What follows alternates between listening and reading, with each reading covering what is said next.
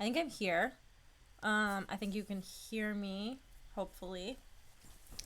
Um, I have the book. That was an essential step here that I was missing. Um, not super uh, pleased with this evening. I just made a really large charcoal briquette out of like a lot of cheese that I just wasted, and I'm really sad about it. That's out on the back steps. I ate half my quesadilla, so at some point I have to continue to eat more quesadilla and read the book at the same time, so that's gonna be cool, I think. My eyebrows are out of control because I thought they weren't like big enough, and then now they're too big, and then I covered them with blue, and it helped a little bit, but now they're out of control. And now all you're gonna be able to see are my eyebrows since I pointed it out, and you wouldn't have been able to see it earlier. Today's face paint is from my new um, palette. I got an eyeshadow palette, and I keep applying this lipstick so it doesn't like look super weird when I talk, like it did because I was eating. Um, yeah, okay. So hopefully, the rest of the day. Oh, thanks for saying my eyebrows look great. They're definitely too big. I look like that character from Fully Cooley that's just like all eyebrows, but it's fine. Um, you can't see my shirt, but my shirt is like silver too, and I can like keep pulling it up, but like it doesn't really help. And it's a crop top, so like my whole stomach's hanging out down here, but that's okay. Okay. I feel like I'm in like super stress mode now. I wish I had some like really big fake eyelashes. Well, I do, but I wish I had some glue so I could put on some really big fake eyelashes, and I feel like this whole thing would look like a lot better. But here we are. I have the book, you guys. Okay. It's only 40 minutes after when I would have liked to have gotten started. But, you know, we're here. You guys are here. I'm here. Success. I appreciate everyone for supporting me and for being here.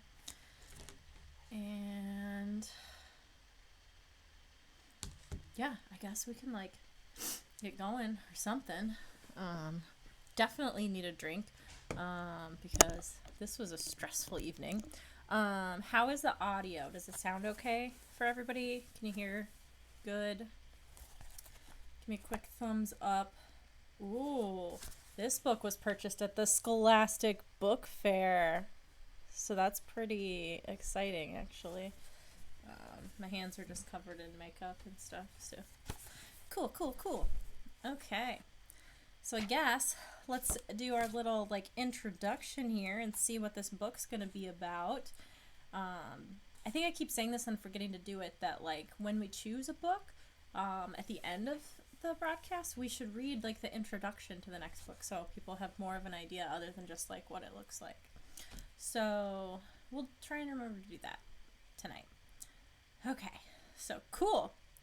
You've heard Madame Zapp's arcade has the most advanced virtual reality games ever made. Want to try Arctic Adventure? It seems so real you can't stop shivering. Can you keep warm long enough to track down the Abominable Snow Woman? Or check out Adrift Off Vega and pick your alien foe, a two-headed vegan. It says vegan, but I'm going to assume it's vegan because it was Vega. Should I just say vegan the whole time? A giant cockroach, or a deadly yellow blob. But be careful, there's something you don't know about these games, something horrifying. The scary adventure is all about you. You decide what will happen and how terrifying the scares will be. Okay, so I've got some tabby doos down here. All the people from Vega are vegan. I mean, they might be, but I mean, I don't know what the planet of Vega is like as far as edible life forms and plants and animals and stuff. So vegans are pretty scary. Nah, they're not scary. It's just annoying. Not always. Some of them are fine. I don't know how they do it because I like cannot live without cheese, and I almost cried when I burnt that quesadilla so badly I couldn't eat it purely because I just wasted a bunch of cheese. So you guys know.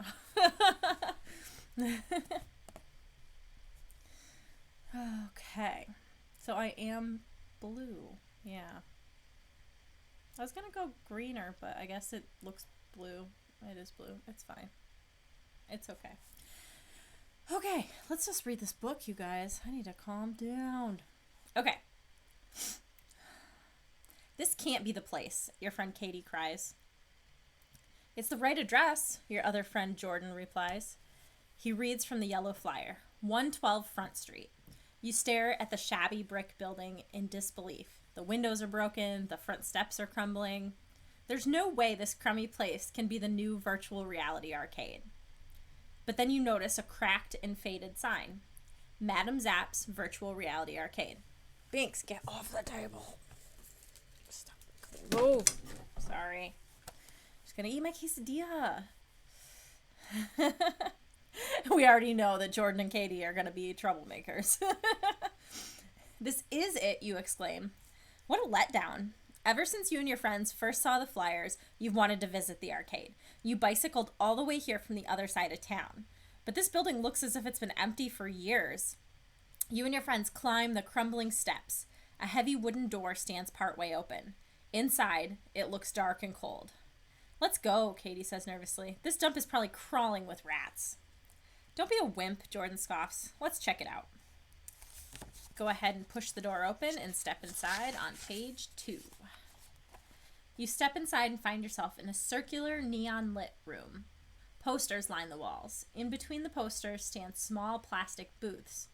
Each booth contains 4 bucket seats in front of a complicated control panel. You wonder why they put a high-tech room in such a junky building. It's almost as if the owner didn't want to attract too much attention. Cool, Katie exclaims. Check out these posters, Jordan cries. You examine the nearest poster. It shows a kid fighting with a dinosaur. Other poster pictures an old-fashioned Western shootout, and another one, kids are whitewater rafting. Wow, you blurt out.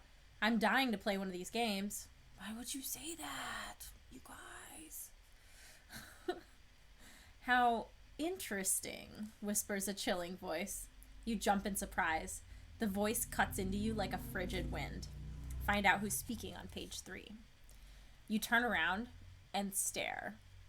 Facing you is a tall woman dressed in flimsy gray robes. A gray veil covers her face. She's wearing a wide-brimmed gray hat and gray gloves. What's with the cover-up, you wonder? She's dressed for winter in the middle of summer. I'm Madame Zapp, the woman announces in a whispery voice. Welcome to my arcade. You're my very first customers. You reach into your pocket for a coin. Where do I put my quarters? Madame Zapp holds up her hands. You notice they're huge. Bigger than Shaquille O'Neal's. So are her feet. First-time customers are free, she whispers. All right, Jordan shouts. Before you start, my little friends, you must put on helmets and special gloves and boots. They are connected to a computer. A computer program makes the adventure seem real. Very real, Madame Zapp laughs. Okay, I'm ready to roll, you declare. Wait, Madame Zapp orders. There's just one problem. What is it? Find out on page 4. Only 2 adventures are available right now, Madame Zapp says. Abominable Snow Woman and Adrift Off Vega. The poster for Abominable Snow Woman shows kids in a snowy field fighting a fierce-looking bluish-white creature. Apparently, I am the Abominable Snow Woman today. Overhead, violet and yellow northern lights glimmer. Adrift Off Vega shows a spaceship in front of a large yellow planet. What's Adrift Off Vega like, you ask? It's a space adventure, Madame Zapp replies. It's still got a few bugs. Personally, I would recommend Abominable Snow Woman. What's the plot, you ask? I don't want to ruin any surprises, she whispers hoarsely. Her deep, rumbling laugh echoes off the walls. You ask, what if we want to quit the game? To end the game at any time, you reach up and remove your helmet, she replies. But you won't want to end it. This lady is ultra creepy, you think, but the games look excellent. Enter the virtual reality booth on page 72. You and your friends step into a plastic booth. You flop down in one of the bucket seats and put on the gloves, boots, and helmets. The helmet comes down to your chest. You can barely see through the dark plastic visor. Who turned out the lights? Jordan jokes. I don't like this, Katie grumbles. I can't see. Don't worry, Madame Zapp tells her. Once the computer's on, you'll see. Plenty. She plugs wires from the helmets into the console. Which adventure will you pick? She asks. Her whispering voice sounds like waves breaking against the shore. I pick Adrift Off Vega, Jordan announces. Me too, Katie echoes. You hesitate. The poster for Abominable Snow Woman looked more interesting to you, but you aren't sure you want to play it alone. It might be more fun to team up with Katie and Jordan. Here is going to be our first poll, ladies and gentlemen. To play Abominable Snow Woman, you guys will choose option 1. To team up with Jordan and Katie in Adrift Off Vega, choose option 2. And I will get it loaded momentarily when I can get this program to work properly.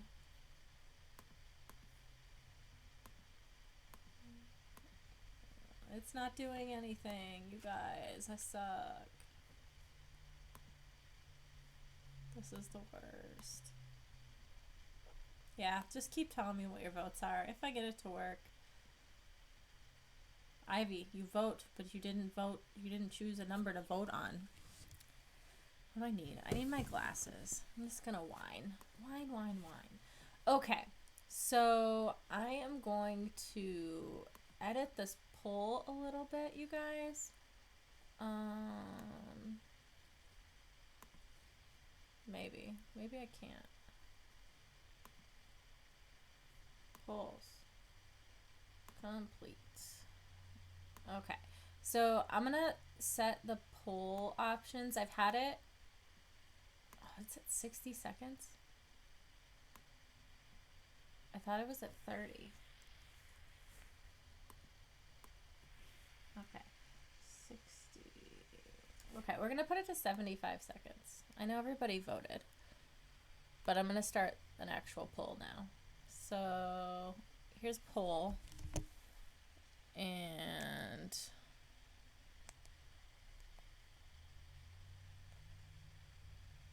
here's the Jeopardy music, and I'm gonna go get my glasses. Try voting again. Thank you for your patience and your love.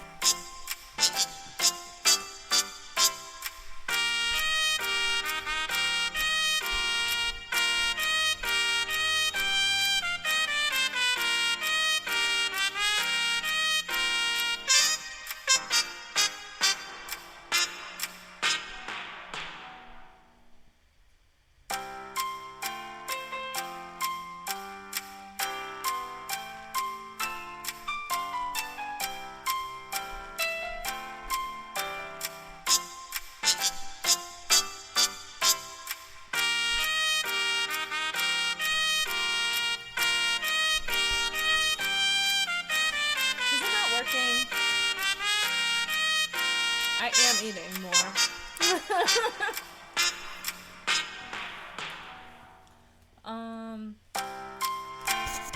I don't know what the deal was because it says there were no votes. I did want my glasses more, so. Okay. So. Okay, so we got a vote for cats. Vote 2, 1, 1, 1, 2. Okay, we're choosing option 1. We're gonna go for the Abominable Snow Woman alone. See what happens. We're going to page 97.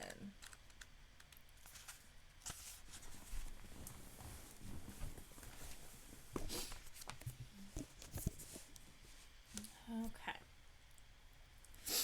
Oh, my nose is so itchy. Gosh, cat, stop. Oh, everything. Everything today, you guys. I'm so sorry. Okay, 97. I'll play Abominable Snow Woman. You decide. You've always had a secret wish to be an Arctic explorer.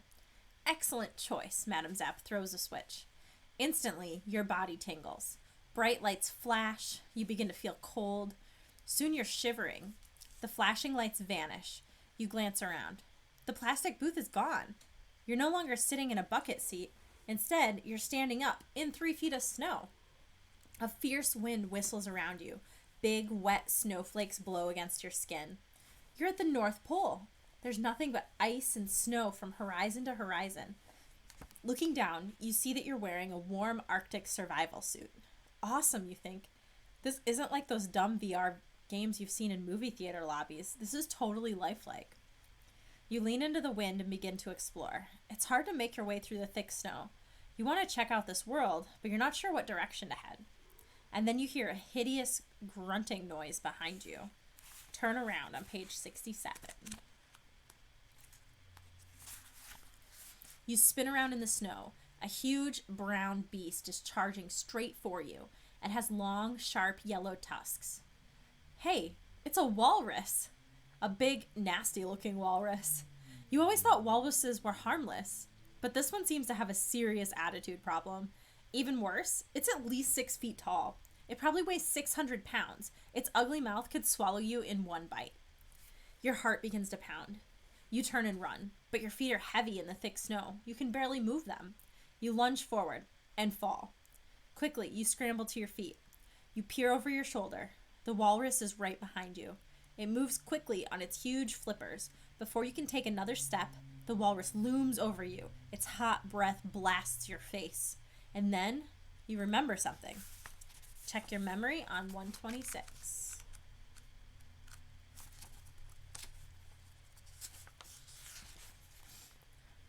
You gaze up at the walrus. It gazes down at you.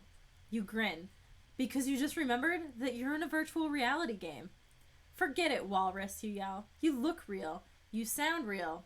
You smell real. But you're not. No way you can hurt me. You break off 2 long icicles from a nearby ice floe and jam them into your mouth so they dangle down like fangs. Then you roll in the snow until you're covered in white. You jump up in the walrus's face. The walrus thinks you're some kind of weird polar bear, its natural enemy. With a frightened honk, it backs away. You growl deep in your throat. The walrus flops away as fast as its flippers can take it. Yes! Virtual reality rules, you think. It seems dangerous, but you can't get hurt. You start chuckling. A sudden low sound makes you look up. It's like a humming. No, you decide it's more like a howling. Then, along the horizon, you catch a glimpse of what's causing the howling. Your chuckling stops, and your jaw drops. Find out what caused you to stop chuckling on page 96. The horizon has turned completely white. The wind is roaring like a jet plane. You're about to be caught in a blizzard. In seconds, the snow is falling so thickly you can't even see your feet. You try to push on, but the wind pushes you back. You run into a snowbank and fall on your face. Your mind tells you it's not real. But to your body, the snow feels hard and cold and wet. Your parka catches on a piece of ice. Rip! You glance down. There's a hole in your coat. Worse, there's a hole in you. You can see bright red blood where the ice cut your shoulder. And it hurts. Wait a minute, you think. Blood? Isn't that taking things a little too far? You're supposed to be safe in virtual reality. Inside your torn parka, you shiver. Your shoulder hurts. Still, you're not ready to end the game yet. Not when you've so barely even started to play. What now? You've read that Arctic blizzards last for days. Maybe you should tunnel into the snowbank and wait it out? Okay, I'm gonna try this poll thing again, and hopefully it will work this time for you guys. We're not dead yet. Maybe soon, but not yet. Okay. I'm gonna try and open the poll. Choose option 1 to dig a tunnel, or choose option 2 to keep slogging through the cold, wet snow.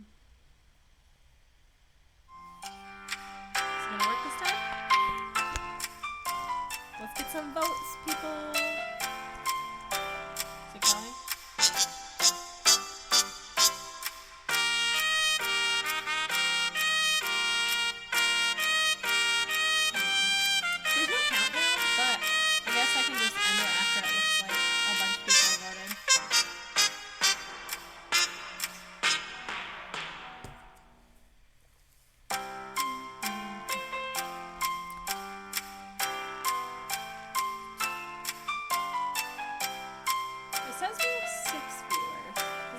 be having it on 2 TVs.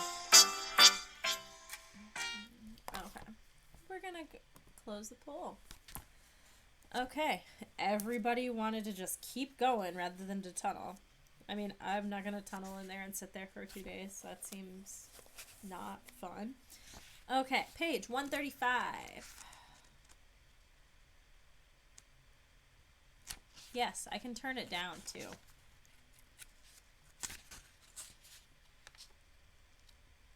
Oh, 1 was the tunnel. I lied. Okay, fine. Everyone wants the tunnel instead of keeping going. So I guess we'll do the tunnel on 71. I don't know how to read. It's a miracle that I have made it this far. I'll tunnel into the snowbank, you tell yourself. You scoop fistfuls of snow out of the bank. The problem is, new snow keeps filling your little hole. But you continue digging like a maniac. The hole grows bigger. Soon, it's a small tunnel. You crawl into it. You're not so cold now. But the snow, driven by the blizzard, stings your face. You keep digging. The hole gets deeper. You grow even warmer. Soon, you're sweating. But you're in a rhythm now. You make the hole wider, deeper. And you keep digging until you hear a terrified cry. Fire! Fire! Go to page 108. That page made me uncomfortable. Just saying. Fire! The voice shrieks. You glance around. You're no longer in the snowbank. But where are you? Thick, black smoke fills the air. Hey, just like my house a half an hour ago. The smell of burning rubber and plastic chokes you. Your skin feels hot enough to melt. You touch your face and feel the helmet. You're back in the virtual reality booth, and it's on fire. Katie and Jordan have already scrambled out of the booth, ripping off the helmet and gloves. You jump back, right into the hands of Madame Zapp. You shorted out my control panel, she shrieks. Whoops. It seems you dug your way right through the control panel. You wrecked the virtual reality booth. You slink out of the arcade. A few days later, Madame Zapp mails you a bill for the damage. Too bad. Until you pay it up, it looks as if your career as an Arctic explorer is on ice. The end. We found an end already, everyone. One ending. Endings. 1 endings. Plural, because that's how we're doing it today. That's it. We didn't die. I'm surprised we didn't die, because we got caught we dug a hole in the machine. Okay, so we're gonna go back, and instead of digging through, we are going to keep slogging through the cold, wet snow on page 135. For real this time. I'll keep going, you decide. After all, you can always take off your helmet and end the game if it gets too tough. You pick yourself up from the snowbank and slog through the high drifts. Hail whipped by the gale stings your face. No Nintendo or Sega game ever hurt like this. Then you glimpse movement in the distance. Squinting, you see something coming towards you. As it gets closer, you realize that it's a human. A human dressed in all fur with a big fur hood. Maybe he can give you some tips on how to beat that weird game. Excited, you run towards the stranger. You're a dozen yards away when he raises a hand. The hand is holding a spear. As you skid to a halt, the stranger hurls the spear at you. Quick, go to page 90. The spear flies towards your chest. You almost decide to let it hit you. A virtual spear can't kill me, you think. Or can it? Maybe you shouldn't take chances. Besides, if you don't want to lose game points, at the last second you duck. The spear sticks in the snow. This means war. I'm gonna wipe out this computer jerk, you mutter. You pick up the spear. Your history, you scream, running at your opponent. Don't hurt me, your foe cries. He throws back his hood. You're shocked to see that he's a kid your age. You stop short, but you keep the spear aimed at him. I'm sorry, the kid says. I thought you were the Abominable Snow Woman. He looks shaken. My name's Andy. You tell him your name. What are you doing here, you ask. I thought I was the only one playing this game. Andy shakes his head. This is more than a game, he groans. Everything that happens here is real.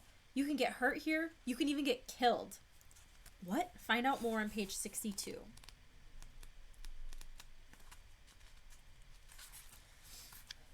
You burst out laughing.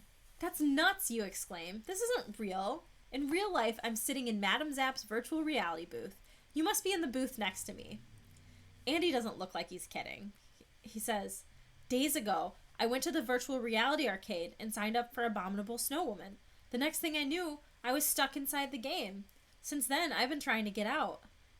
Yeah, right, you snicker. How dumb does he think you are? Look at this, Andy retorts. He rolls up his sleeve, and he shows you a thick, ugly scab on his arm. I hurt myself my first day here. You think that could happen in a game? You remember the rip in your parka and the cut you got. But they weren't real, were they? I can prove this is all a computer game, you say. I can end at any time just by taking off my helmet. You reach up to remove the helmet. Start pulling on page 55.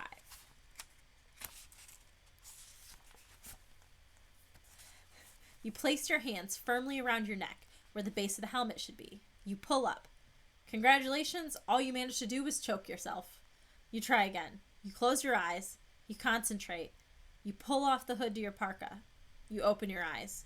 You're still in the Arctic, and your ears are freezing. Quickly, you tug your hood back on. I told you, Andy murmurs. This is a joke, right? You demand, voice shaking.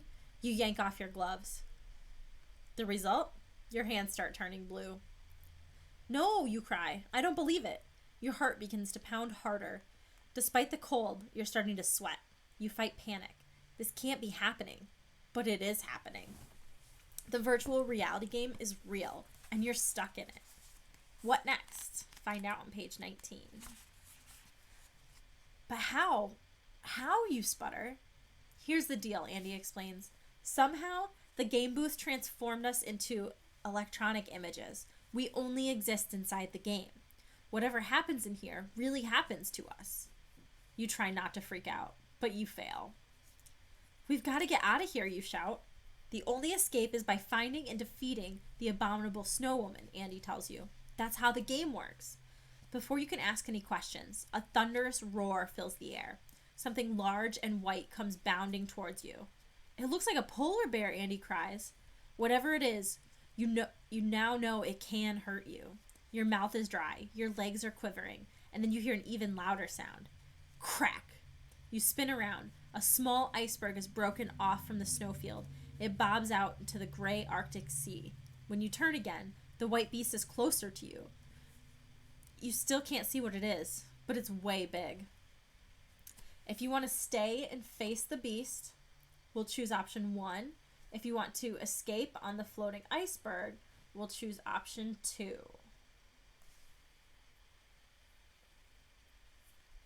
Maybe.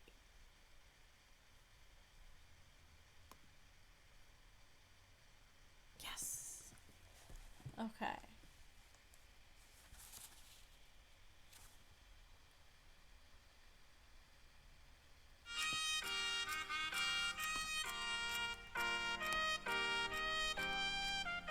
Is this better for the music?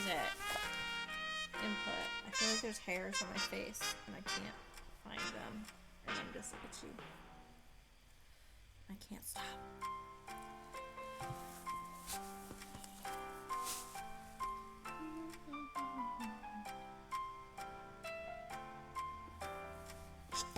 Okay, cool.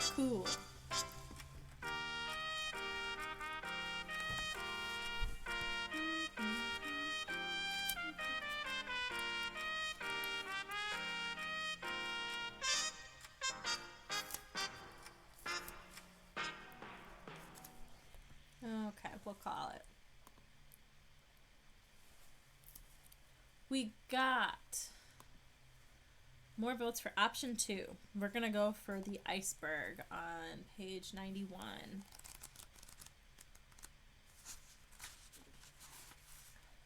You race towards the iceberg. It's already a yard from the snowfield. You flip the spear onto the berg, and then you jump. I was like, too loud, baby. Like a gremlin, when they're like, bright light. I just have to say that there was this one time in the UP that my friend Jeremy and I were out on the beach in like February, and he tried to jump onto a floating iceberg just like this. And he, when he landed on it, his motion propelled it forward into Lake Superior, and he started floating away. And we were like, oh my god, what's happening? And I was like, you gotta jump back. And I was like, wait, before you jump back, toss me your coat, so that way if you land in the water, you have something warm to put on. And he tried to jump back, and he literally only jumped like halfway right into the ice cold Lake Superior and had to like swim to the edge and get out. Oh, it's one of my favorite memories. So too bad Jeremy's not here to experience the retelling of that story today. But yeah, so I like the iceberg. It's great. You hit the iceberg head first, skidding on your stomach. Made it. Better than Jeremy. Well, he did make it, but then it floated off, and we were scared he wouldn't be able to get back. Back on the snowfield, Andy is paralyzed with fear. Come on, you urge. You hold your hand out. Andy glances back. The white creature is only a few yards away. Here goes nothing, Andy shouts. He jumps, barely landing on the berg. You grab his hand and pull him to safety. The berg, Snell's just calling it the berg. The berg begins to move faster. You're afraid you'll be swept off into the freezing water. You and Andy lie flat on the ice, digging into it with your fingernails. Where is it taking us? Andy cries. Somewhere warm, I hope. Like Iceland, you reply. All around, you see nothing but cold white ice. And then you see something else, a huge shadow gliding across the ice. Go on to page 86. You glance up to see what's making the shadow. You wish you hadn't. Above you, a pelican slowly flaps its wings. But this is no ordinary pelican. The mammoth creature has a wingspan the width of a football field. Its pouched beak could hold your entire house. I don't believe it, you gasp, rubbing your eyes. Me either, Andy agrees. Pelicans aren't Arctic birds. That wasn't exactly what you meant. The bird swoops down to the water and scoops half a ton of fish into its huge mouth, and then it spots you, and it begins circling. It looks as if you're dessert. I wish this game could end, you wail. But you know it can't. You know it's not a game. It's real.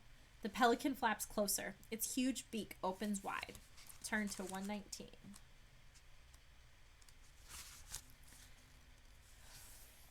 You have nowhere to hide on this iceberg. You've got to do something quickly. But what? Jump in the water? No, you'll freeze. How about throwing snowballs at the big bird? Or you suddenly remember the spear. Maybe you ought to attack the monster bird with Andy's spear. Make up your mind before you get gobbled. So if you want to try throwing snowballs, choose option 1. If you want to use the spear, choose option 2.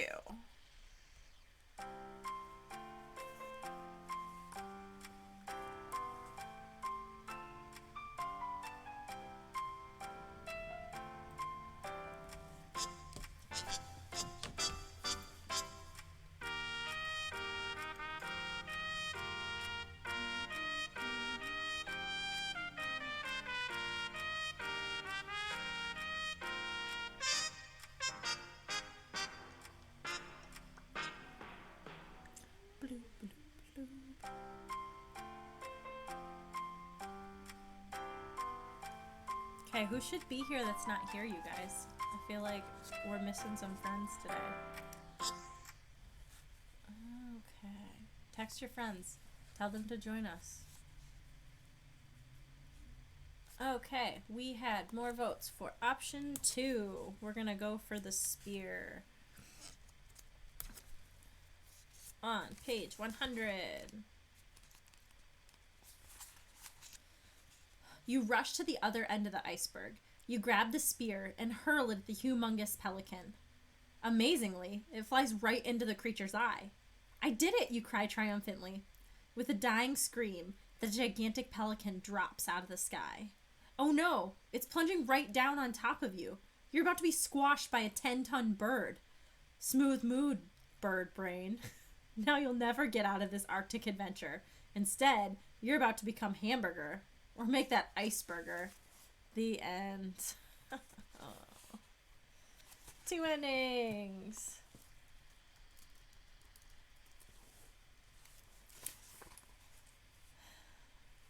Okay, I guess we'll try that again and go for the snowballs instead on page 20. For sure dead. Yeah, we're for sure dead that time. If he didn't kill us, we're drowning. So yeah, there's no making it out. Make snowballs to throw at the bird, you scream at Andy. Pack them hard so they sting. You and Andy furiously build an arsenal of snowballs. As the bird approaches, you cock your arms, ready to throw. It's getting closer and closer. Just another second. At last, the pelican is within striking distance. Fire, you shout. Snowballs fly at the pelican. Did it work? Find out on 83. Hold on. Did you really think a snowball would slow down a bird the size of Godzilla? Please. The bird scoops you into its pouchy beak. You and Andy find yourselves treading freezing Arctic water, along with several seals and tons of fish. Everything sloshes around as the bird swoops through the air. Snowballs. Great idea, Andy complains through chattering teeth. Without warning, the bird opens its mouth. Half the contents spill out, including you and Andy. You land with a thud in a gigantic bowl made of sticks and mud. A nest. The bird flies off. You stare after it. Why did it let us go, you ask. Andy looks glum. I think it's saving us for a snack.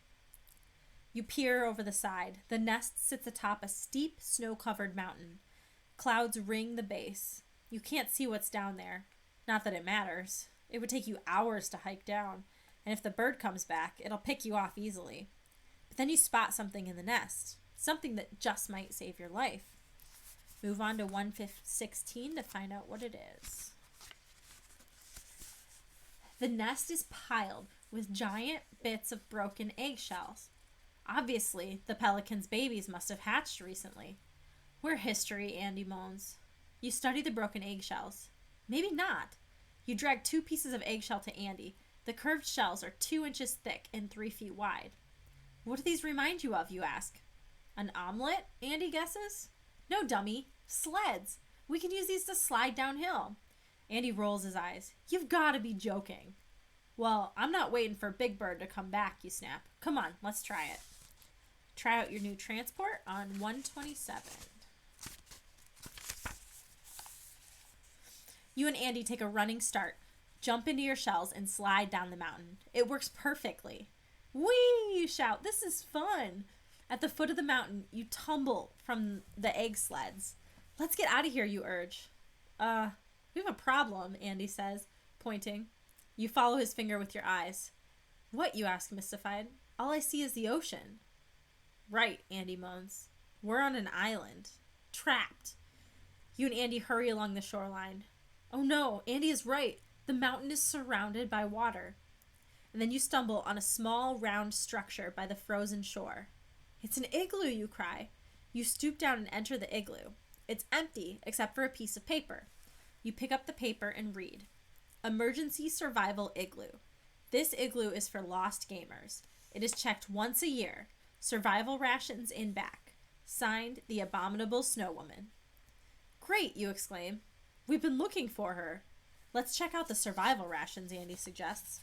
See what's in there on page 58.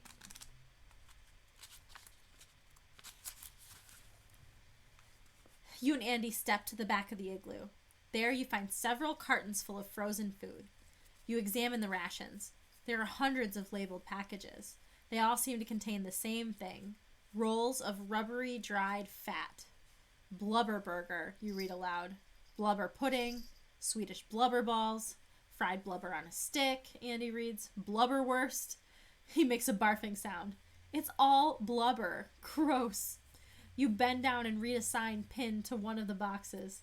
This gives the date for the Abominable Snow Woman's next trip here, you answer. Andy studies the sign. Oh no, he cries. That's nearly a year from now. You and Andy stare at each other.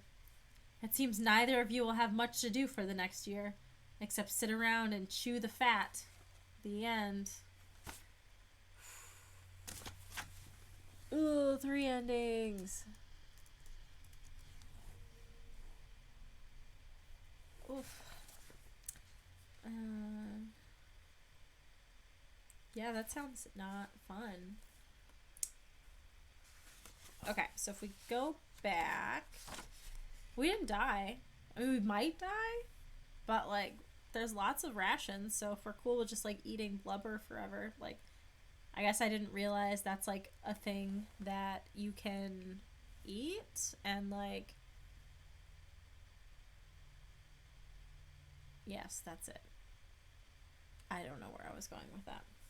Okay, so I guess we're gonna go back to where we jumped on the iceberg. And we're gonna try and stay and face the beasts instead on page 93.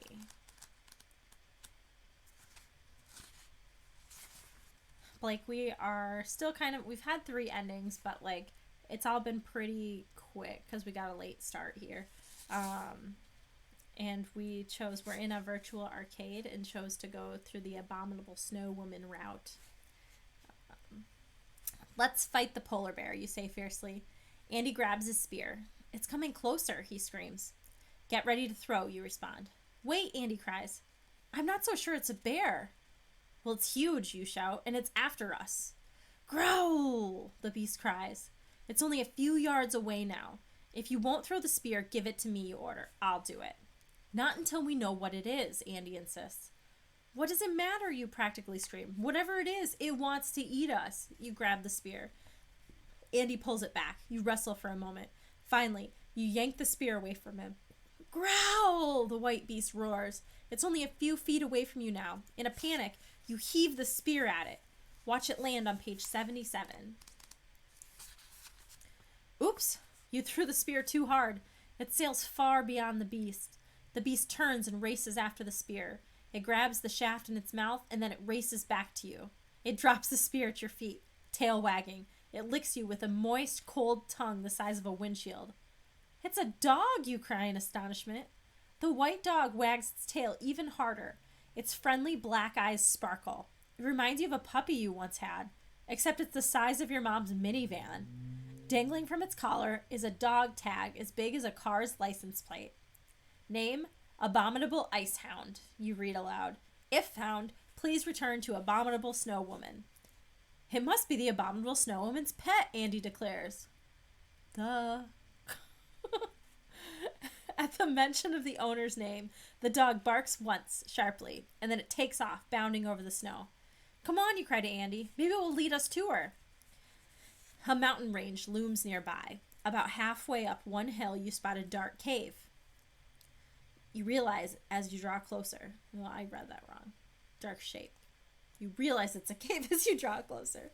Maybe the Abominable Snow Woman lives inside. Enter the cave on 125.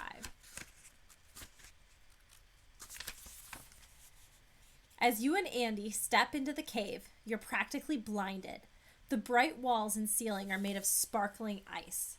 There's more. One wall of the cave is covered with shelves made of ice. On the shelves are dozens of objects. Ice cube trays, cans of instant snow, a ticket to the ice capades, a book of fairy tales open to the Snow Queen. Weird. You spot a sign hanging over one of the shelves. Survival gear. Take one. Signed, the Abominable Snow Woman. 2 items lie on the shelf. A gold-rimmed magnifying glass and a silver compass. Let's take the magnifying glass, you suggest. It could help us see small things. That might come in handy. But with the compass, we might be able to figure out where we are, Andy points out. Come to think of it, maybe we should take both. So for the poll, we'll have 3 options. So choose option 1 to take the compass, 2 for the magnifying glass, or 3 for both. Yeah, I agree. This Abominable Snow Woman is like giving you lots of stuff. Like, it's okay.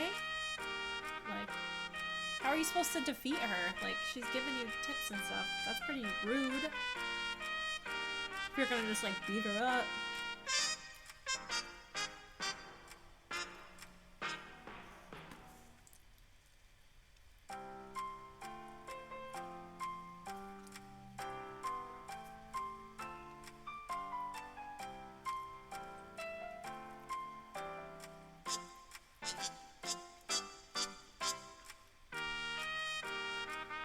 Yeah, the one that I made, I know it's burnt. I was eating it and I was like, man, I should show these guys how burnt this one is too. This is just how I cook, man. This is like,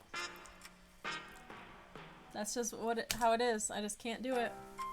And then the one outside is like, oh, Blake maybe missed the part where I almost burnt my house down before I set this quesadilla on fire. Not this one. I set a different quesadilla on fire outside. Actually, I could go grab the quesadilla. Maybe on our next one.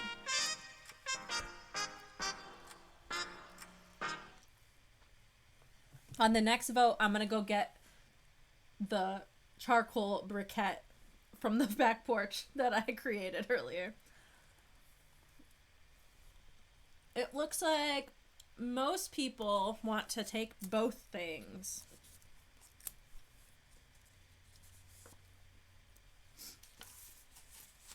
So we're going to go to page 118. Who cares what the sign says, you declare? There's no one here to stop us. I say we take both things. I mean, in my opinion, there's two people, so I feel like you guys should be able to both take one thing, and that should be, like, allowed, right? You pick up the magnifying glass. Andy grabs a compass. You head for the exit. Just then, a beam of sunlight straggles into the cave. The beam reflects off the icy wall and hits the polished metal of the compass. By chance, the light reflects off the compass and into your eye. Hey, you cry. You throw your hands up in front of your eyes to block the dazzling light. Whoops, you forgot about the magnifying glass in your hand. The light from the compass strikes the magnifying glass. The lens focuses the sunlight on a big ice pillar in the center of the cave. You quickly shove the magnifying glass into your pocket, but it's too late. Okay, that is just outrageous, you guys. Like, just one little beam of light came in and it bounced off several things and it's gonna collapse this whole cave. We're gonna find out on page 41.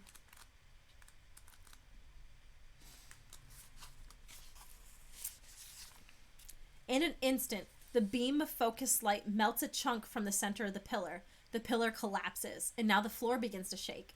A thundering noise fills the cave. Sharp bits of ice break off and plunge from the ceiling. With a deafening whoosh, the cave collapses, burying you and Andy under a ton of white powder. Snow long, sucker. And remember, next time the sign says take one, take one. The end. Oh, I really dig the snow long, sucker. I should start writing down the good ones. I just remembered in the last book there was like one really good like quote like that, but I can't remember what it was now, and I'd have to read the whole book again to figure it out. So that happened. What was that? 4 endings? We got 4? 4 endings. So okay, so in our vote, number 1, I think, was like the other option that people chose. Should we just vote again? Just have a re-vote? Because we have to decide on the compass or the magnifying glass. Ooh.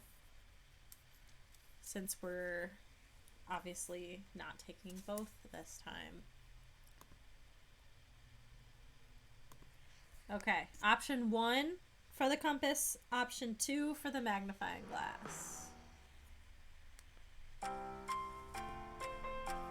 And I'm gonna go get that burnt quesadilla.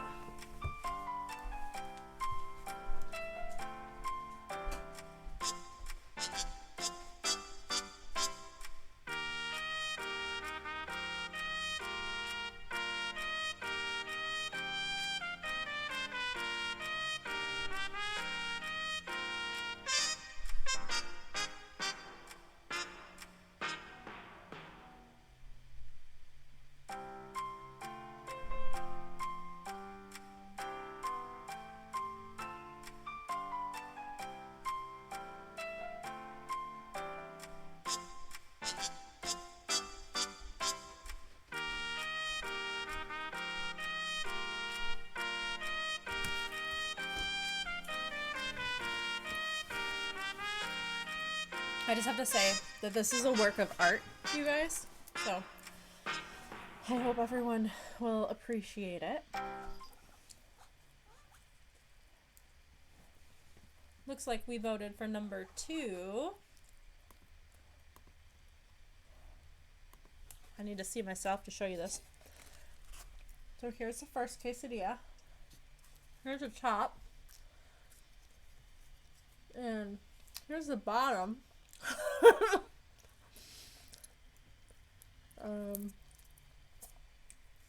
Look how big it is. Like, I don't even know how this happened. Maybe I'll try and like break it in half and we can see what's on the inside. Oh no, look. I tried to break it in half and I just poked like a hole in the bottom. Can you guys hear that? Can I make like an ASMR video with this? It's like crunching. Okay, so here's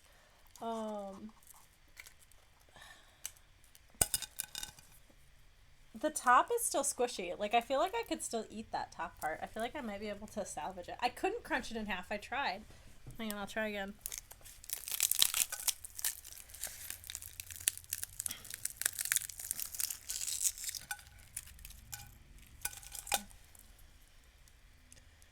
Dude, there's like a layer that's like totally okay inside there, I feel like. That cheese is okay. Here's the inside. Just like great. No? You don't want me to eat it? I just forgot it was on the stove. It does not taste good. So I was trying to do 400 things at once, getting ready for this stream, okay, you guys? And I had to work until 5 o'clock today, so I had very little time to get ready and then like do all this makeup and stuff. And then I was like, I need to eat before I start this video. And I did the first half, which was only barely burnt, like my one I just ate. That's how I have to cook things because I'm terrible at it. And then I flipped it, and then I guess I came in here to check on something, and then there was like audio issues, and then there was like streaming issues because I was trying to dual screen with my TV I just got, but it's taking up like too much bandwidth to do both. And it was like a whole thing. And then suddenly with all that sound, I'm trying to figure out the audio issues. And then I hear this like sound in the background, this like alarm, and the fire alarm is going off in the living room. And I go out and the whole house is filled with smoke. And I had to just take the whole pan and just take it outside and like put a fan up. And I still wasn't even dressed yet. I didn't even like have like these clothes on. And it was like 7:10, and I was like, you guys, this is not happening. So that's what happened tonight. I had an eventful day. So here we are now. I made another one, and that one was less burnt and edible. So I don't know. Yep. So we're going to go ahead, and we chose option 2. We're going to take the magnifying glass on page 98.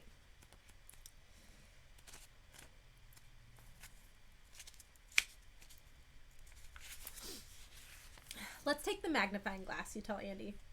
What good is a compass? We already know we're in the north. Whatever, Andy mutters sulkily. Shrugging, you slip the lens into your parka pocket. Now all we have to do is find the Abominable Snow Woman, you observe. No kidding, Einstein, Andy sneers. You ignore that crack and suggest, maybe the ice hound will take us to her. But where is the hound? It had vanished.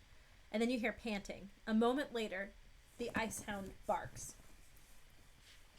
The chilly dog is standing in front of an opening in the back of the cave. Ralph, the dog barks, its shaggy tail wags. Come on, Andy says, let's follow it. The dog ducks its head and disappears through the opening. You peer into the opening. It looks dark and slick. Wait, you cry. Shouldn't we? But Andy has already stepped through. Gulping, you follow him. Step through on page 26.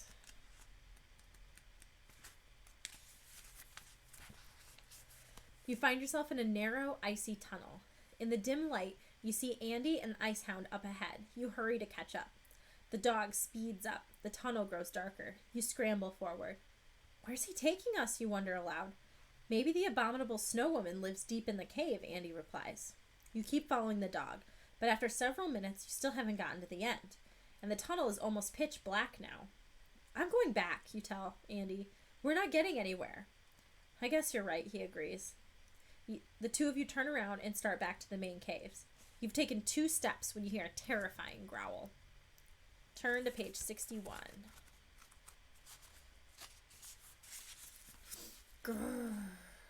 Your heart nearly stops in fright. The growling is coming from the friendly ice hound. Suddenly, it doesn't seem so friendly. It stands glaring at you. Its teeth are bared. Its white fur stands on end. Easy, Pooch, easy, you plead. I don't think it wants us to turn back, Andy whispers. You take a step back. The hound growls louder. It paces towards you. You notice saliva dripping from its razor-sharp teeth. You remember how fast it can run. You recall how much you hate pain. I think we better keep following, Andy says. You glance around in desperation. There's no escape, except the way back the way you came. What will you do? If you want to turn back and keep going back the way you came, choose option 1. If you want to follow the ice hound, choose option 2.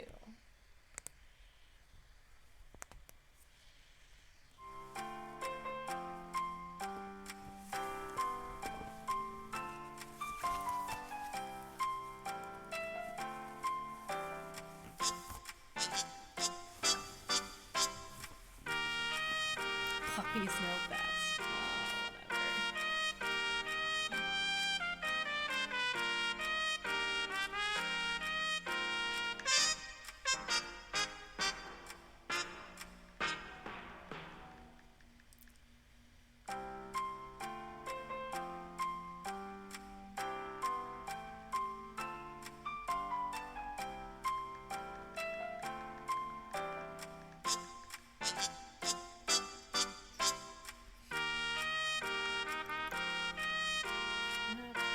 Oh, who else can I text this to that isn't here that should be?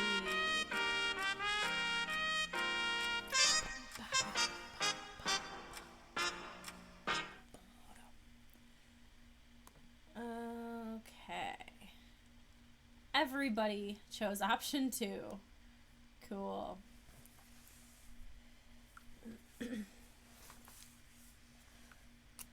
So, with option 2, following the ice hound, on page 89.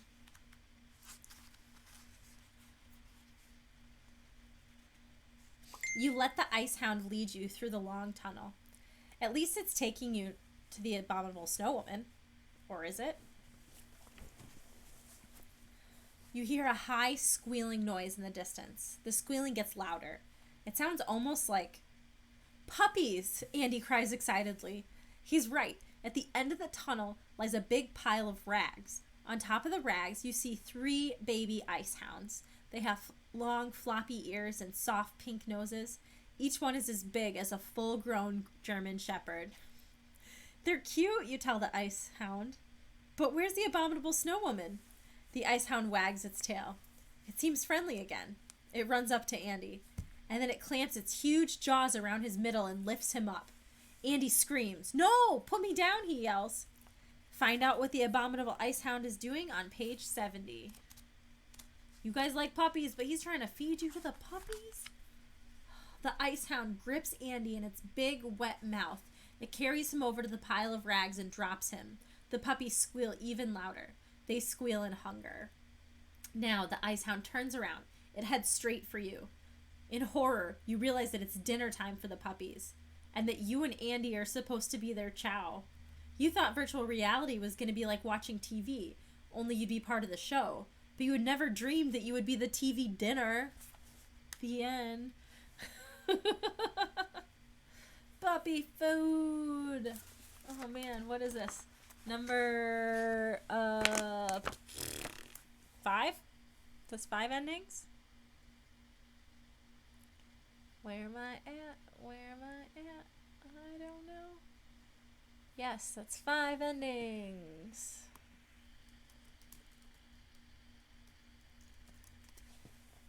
I spelled it wrong again. That's okay. Okay, so we're gonna go back And we're going to try and run away from the dog still. On page 11.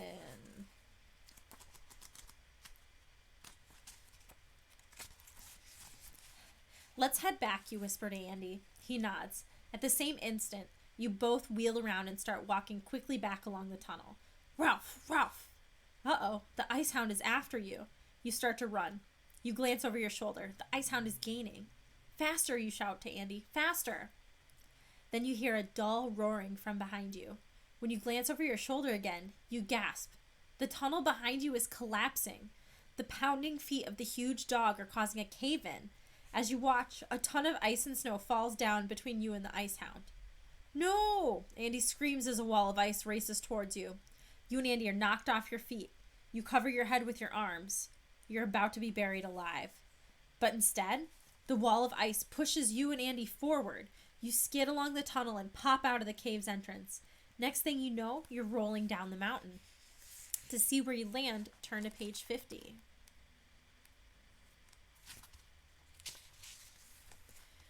Whumph! You and Andy land on a cold, wet, slushy surface.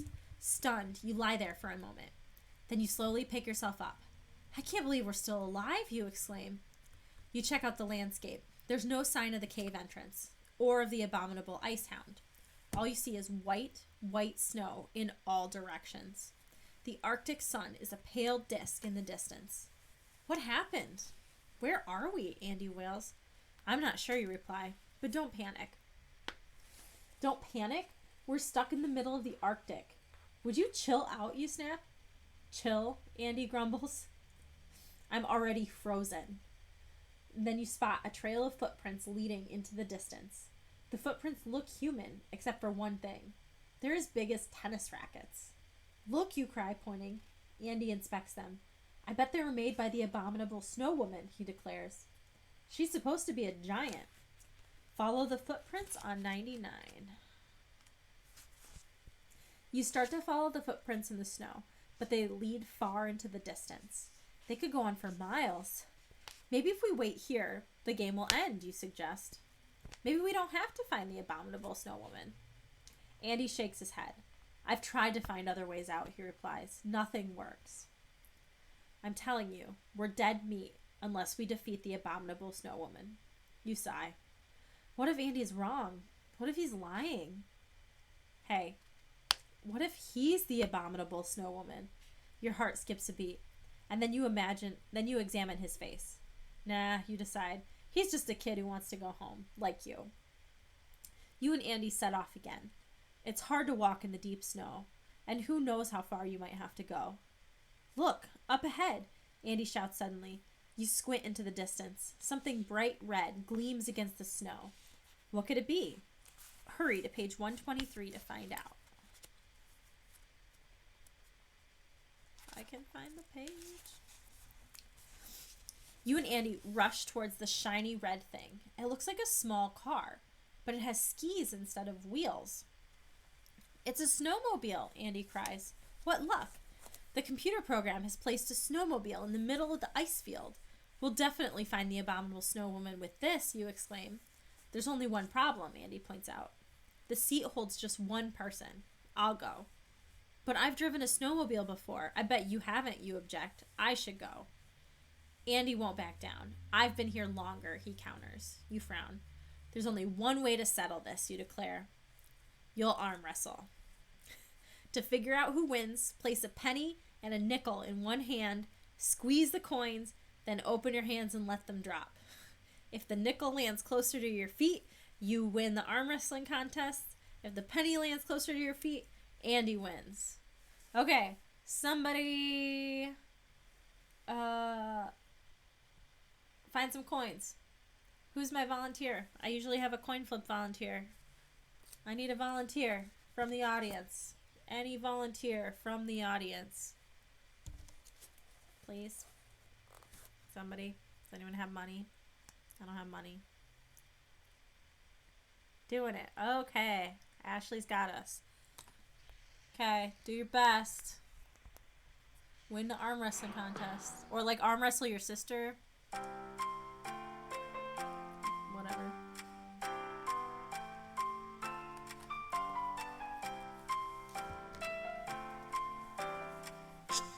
nickel was closer. The nickel lands closer to your feet, then you won the contest. Turn to page 106. Yes, you won the arm wrestling contest. You dance around in the snow, flexing your biceps. I rule, you shout. After a while, you calm down. I'll find the Abominable Snow Woman, you promise Andy. I'll rescue both of us. Andy frowns. Good luck, he mutters. But he doesn't sound like he really means it. You settle yourself into the seat and turn the ignition key. Vroom! The snowmobile starts up. You grab the handlebars and hang on as the vehicle zooms off. The wind rushes against your face. Layers of white speed past you. This is the cool VR experience you'd hoped for. You follow the Abominable Snow Woman's footsteps towards a steep hill. As you get closer, you realize that the hill is the front edge of a glacier. It's a steep wall made entirely of ice. The footprints lead straight up the wall. No way the snowmobile can climb a glacier. You slam your foot on the brake. Uh-oh. Go to page 10.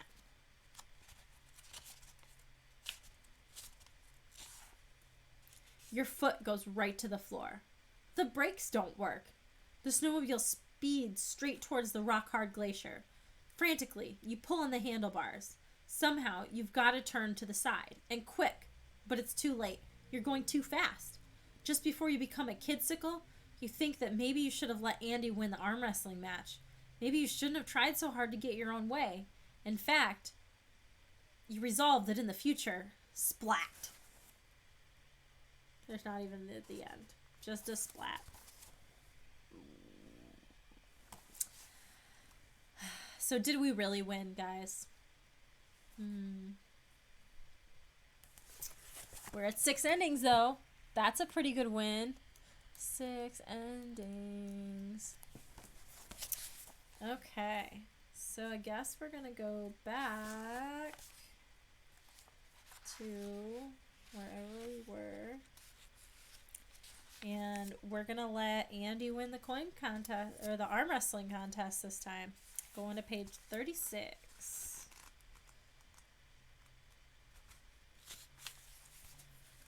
I win, Andy shouts, jumping around. I'm number 1. I'm number 1. No, Schmitty Jürgen Jaeger Werben Man Jensen is number 1. Gosh. Jaeger? No. Werben Jaeger Man Jensen? Yeah, that was it. Relax, you grumble. You didn't win the lottery. I always wanted to drive a snowmobile, Andy admits. This is my big chance. As soon as I beat the Abominable Snow Woman, I'll get you out of here. He climbs onto the snowmobile and switches on the ignition. Nothing happens. Put your foot on the gas, you advise. Andy switches the key again. He steps on the gas. Vroom, vroom, vroom. But the snowmobile doesn't move. Let me try, you offer. Pushing him aside, you climb onto the seat and rev the engine. Vroom, kaloop. Smoke fills the air. Jump, Andy shouts. It's on fire. Jump to page 82. Man, you set 2 things on fire already today. And I've set something on fire. It was destiny, you guys. Quickly, you throw yourself off the snowmobile. Kaboom! The explosion hurls you through the air. You tumble head over heels and then land upside down. Oh no, you're stuck head first in the snow. You struggle, but the snow is packed so tight you can't move. Help, you try to yell. It comes out, hoop.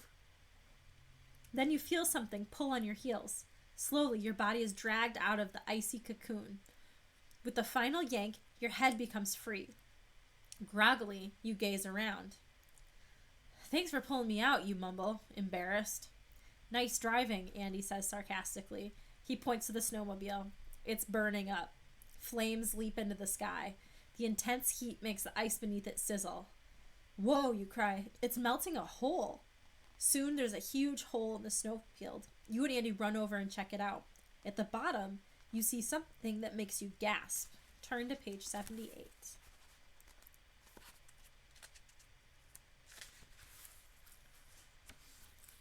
Beneath the snow is a doorway leading to an underground building made of ice blocks.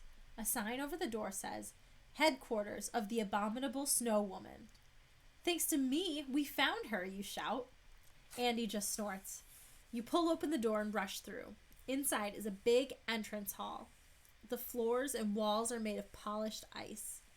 There are 2 doorways at the back of the entrance hall. The left-hand door is violet and yellow. The right-hand door is red and green. Which door leads to the Abominable Snow Woman? It would help to know her favorite colors. Remember the poster for this game in the virtual reality arcade? How carefully did you check it out? The poster showed kids fighting a fierce-looking creature. In the sky, lights glowed in 2 colors. Which colors were they? If you remember, you'll know which door to take. If you don't, take a guess. Okay, we're going to set a poll. Not everybody even was here for the beginning. If you think the lights were red and green, choose option 1. If you think they were violet and yellow, choose option 2. I remember what color they were.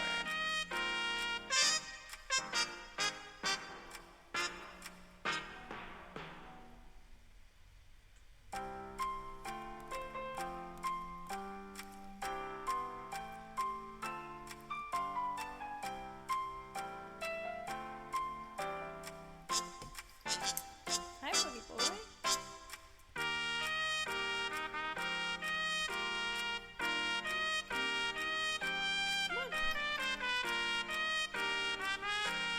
Booger's here to join the party. I'm gonna text more friends and tell them to come join the party. You guys have 20 seconds left to vote.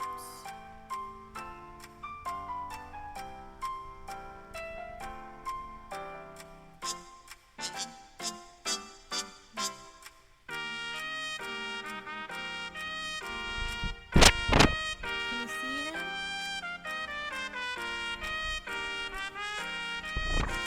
Okay, we had more people vote for option 2, which I think is the correct option, if I'm remembering properly. Did you guys get to see Booger? Hi, Booger. Say hi, everybody. Say hi.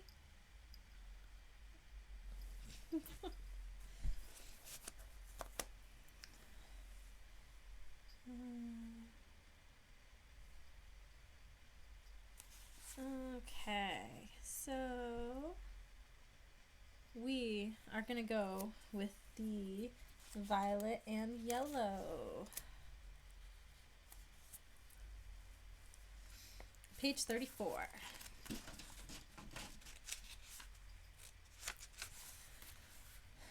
You're certain that the colors were violet and yellow. Let's take the left-hand door, you tell Andy. He shrugs. Okay. The door opens to a long hall. At the far end is another door with the sign saying office.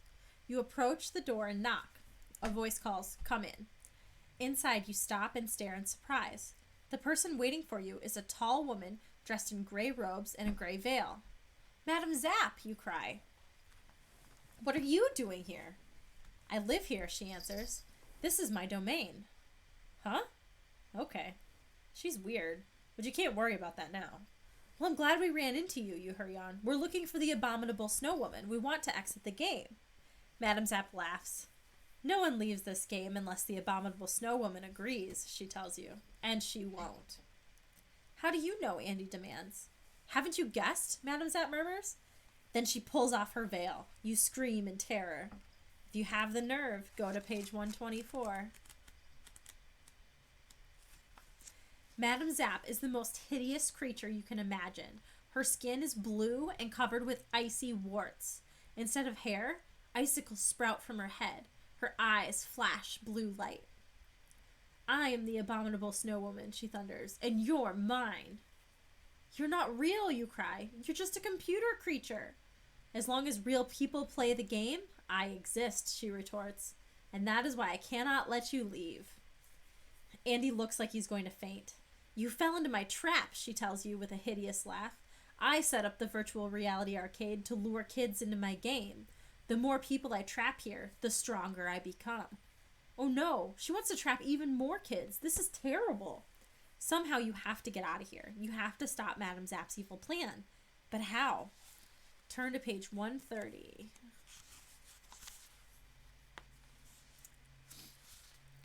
Come on, Andy cries. Let's find the control center. That's how we'll end the game. Ha, the Snow Woman snarls. The control center is at the northernmost point of the North Pole. The only way to reach it is through my icy maze, but you'll never get there. The maze is so confusing, no one has ever succeeded. You gulp. No one? No one, she repeats, especially not two puny kids. You square your shoulders. We have no choice, you declare. We have to try. The Abominable Snow Woman laughs. Go right ahead, but don't say I didn't warn you.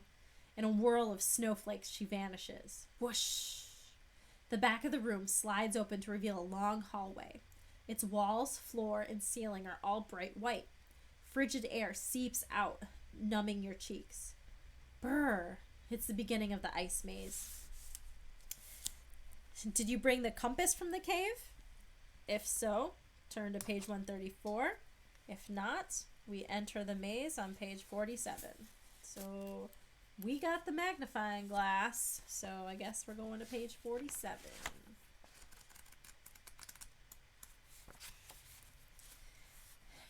You and Andy enter the hallway. Its icy walls sparkle like diamonds. It's almost blinding. Already you feel confused, and you haven't even gone anywhere yet. You want to head north, but you have no idea what way north is. The hall branches off to the right and the left. The branches branch. In no time, you are majorly mixed up. Where are we? Andy cries. How should I know? You retort. Just keep walking. Then you turn a corner and find yourself in a room full of circuits and switches. A virtual reality booth is attached to one wall. 2 helmets are wired into the booth. There's a red switch on the wall above the helmets. By the switch hangs a sign, homing device. This must be the control room, Andy cries. We did it. Come on, let's put on the helmets. Wait, you object. This is too easy. Why isn't the Abominable Snow Woman stopping us? Who knows, Andy responds. Who cares? All I know is this looks like the way out. Maybe Andy's right. Maybe you did find the way out. You place the helmet on your head and pull the red switch. Go on to page 6. Everything goes dark. The Abominable Snow Woman's voice sounds in your helmet. You wanted to go home, she says, and laughs. This device will send you home, but not to the home you were expecting. Uh-oh, that sounds bad. Before you can rip the helmet off, a siren sounds. Your whole body buzzes. For just one moment, you feel as if you're flying, and then with a thump, you land on something soft. The buzzing stops, and you can see again. The helmet is gone. You're lying in a bed in a strange room. The room obviously belongs to a kid. Model airplanes hang from the ceiling, school books line a shelf above the bed, a computer sits on a desk. Andy, someone calls. Are you in there? You glance around. There's no sign of Andy. He's not here, you call back. The door opens.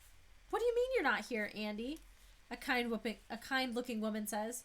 Or have you changed your name? You stare at the woman. You've never seen her before. Where's Andy? Where's the control center? What's going on? Find out on 107. It's almost time for dinner, son, the woman says. Wash up and come on downstairs. Son? As soon as she leaves the room, you run to the dresser. You stare into the mirror above it. Andy's face stares back at you. No, you cry, panicked. Andy's mouth forms the word no. You can't believe it, but it's true. The Abominable Snow Woman's homing device has put your brain into Andy's body. It sent you to his home. You have a horrible feeling that Andy's brain is now in your body, in your home. Somehow you have to find him. Somehow you have to find a way to switch back. But later, as you eat dinner, you realize something very important. Andy's mom is a better cook than your mom. Yum.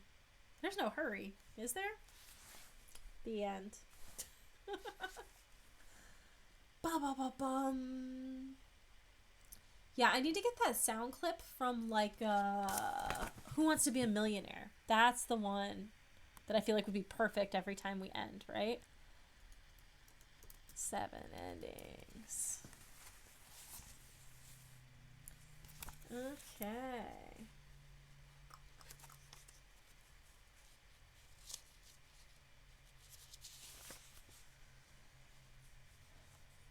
Okay, we're not going to go back to the compass part because, like, we can go back further to where we actually choose the compass at some point. So we're gonna leave that one in place.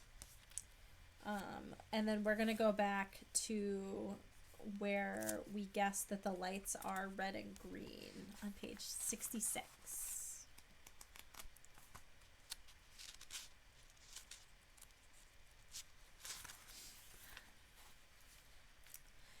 I think the lights were red and green, you declare.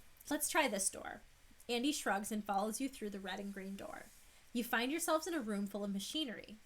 Everything there, boilers, wheels, pistons, is white with frost. The biggest machine has a huge red switch. A sign over the switch says, "Warning, do not turn off or game will end." "This is it," you shout excitedly. "It's the controls for the game. If we turn it off, we'll be free." "Wait," Andy cautions. Too late. You've already pulled the switch. That's a weird word. The machinery grinds to a halt. "Youch," you yell. Your hand feels as if it's burning up. You try to put your hand from the icy switch, but it's stuck. It's frozen in place, and it's turning blue with cold. "Don't pull," Andy cries. "You'll rip your skin off." "Wait, I see a shovel. I'll use it to break the switch." There's another possibility. If you took the magnifying glass from the ice cave, you could melt your way free. So the two options here are break the switch, or if you have the magnifying glass, use it to melt the switch. So we will melt the switch on page 136. That's probably like the very last page of the book. Oh no, there's 137 in this one. With your free hand, you pull the magnifying glass out of your pocket. Sunlight streams in through a small window behind you. You hold up the glass and focus the beam of light on the switch. Slowly, a tiny plume of steam rises above the switch. "It's working," Andy declares. You soon feel your hand growing warmer. The switch softens. With a hiss, it dissolves in a puddle of red plastic. You pull your hand free. It's still sort of blue, but you figure it'll turn back to normal as soon as you warm up. The machine makes a popping noise. Sparks shoot through the hole where the switch was. Blue streamers of electricity jump across the room. "Everything is shorting out," Andy cries. "Let's go." You and Andy rush through the sparks to the door. The electricity makes Andy's hair stand straight up. If you weren't so scared, you giggle at the way he looks. You throw yourselves against the door. An arc of electricity jumps over you and you squeeze your eyes shut. You feel the door slide open behind you. You tumble through. Open your eyes on page 56. You expect to see ice and snow.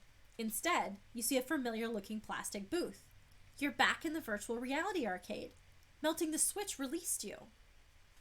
You've never been so happy to finish a game. You pull off your helmet and gaze around. Madame Zapp opens the booth door. Jordan and Katie stand impatiently outside. "We've been waiting forever," Jordan says. "Let's go home." "But," you glance around puzzled, "where's Andy?" "The other boy already left," Madame Zapp tells you. "But what about the Abominable Snow Woman?" you ask. "We were trapped in the game. We couldn't get out." "I told you it would seem very real," Madame Zapp says. "Run along now. I'm closing up. Have a nice day." She shoves you quickly out the door. You can't believe it. You were so sure everything that happened was real. You can't believe it's all over. On your way home, you discover that it isn't over. Not quite yet. Huh? Turn to page 69. Are you guys having a drinking game again for page 69? Look at your right hand, Katie gasps. It's blue. You glance down at your hand. You catch your breath. It's true. Your hand is still blue. That way, the way it was when it was frozen to the switch. It's horrifying. You duck into a restaurant. "Wait for me," you tell your friends anxiously. "I'm going to run my hand under hot water." The instant you touch the restroom faucet, it freezes solid. Instead of a normal metal color, it's now ice blue. Instead of water, ice cubes tumble out of the tap. In a panic, you grab a towel. It turns stiff and cold. "Ah!" you scream, shocked. You drop the towel. It shatters on the floor.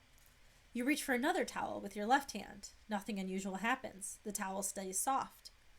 Oh no, you whisper as you realize the awful truth. The game has permanently changed your right hand. Everything it touches freezes instantly. The downside is, your friends complain that you always give them the cold shoulder. But don't worry, there is an upside.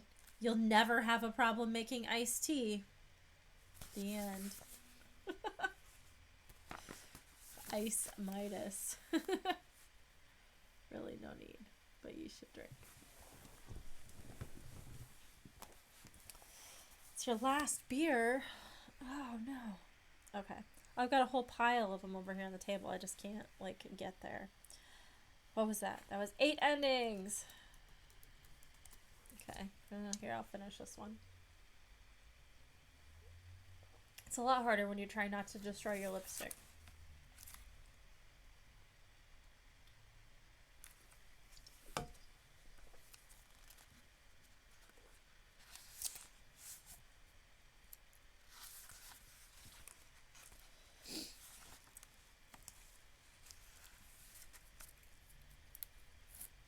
Okay, we're going to pretend we didn't have the magnifying glass, and we're going to break the switch on page 57.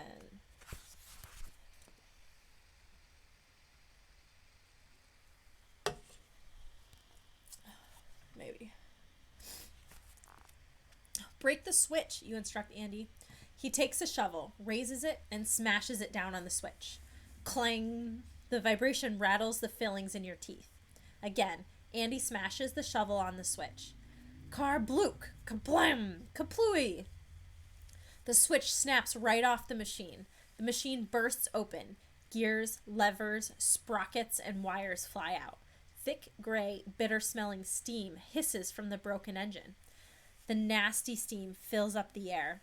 You begin to choke. You try to open the door to escape, but the doorknob won't turn. Uh-oh. If you don't get out soon, you'll smother. You sink to the floor, gasping. And then you hear the door slam. Someone's here, Andy cries. We're saved. Then you glance up as a shadow looms through the thick steam. You feel your heart sink to your toenails. Why? Find out on 122. A deep, booming voice fills the air. Who broke my machine? You look up and see a huge woman dressed in gray robes. Her skin is ice blue.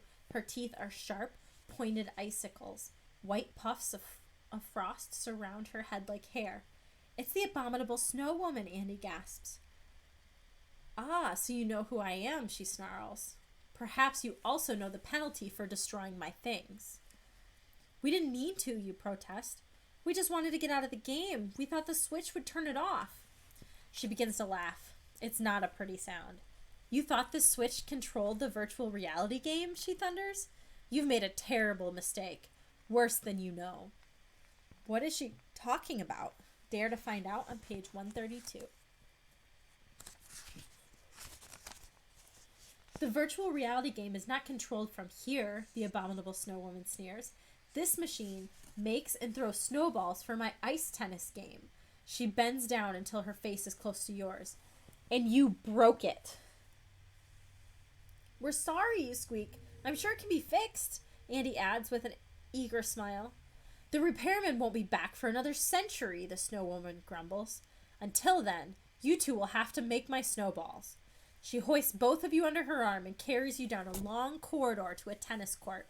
There she drops you into a pile of snow. Get busy, she snarls. Quickly, you pack a snowball and toss it to her. She swings a tennis racket at it.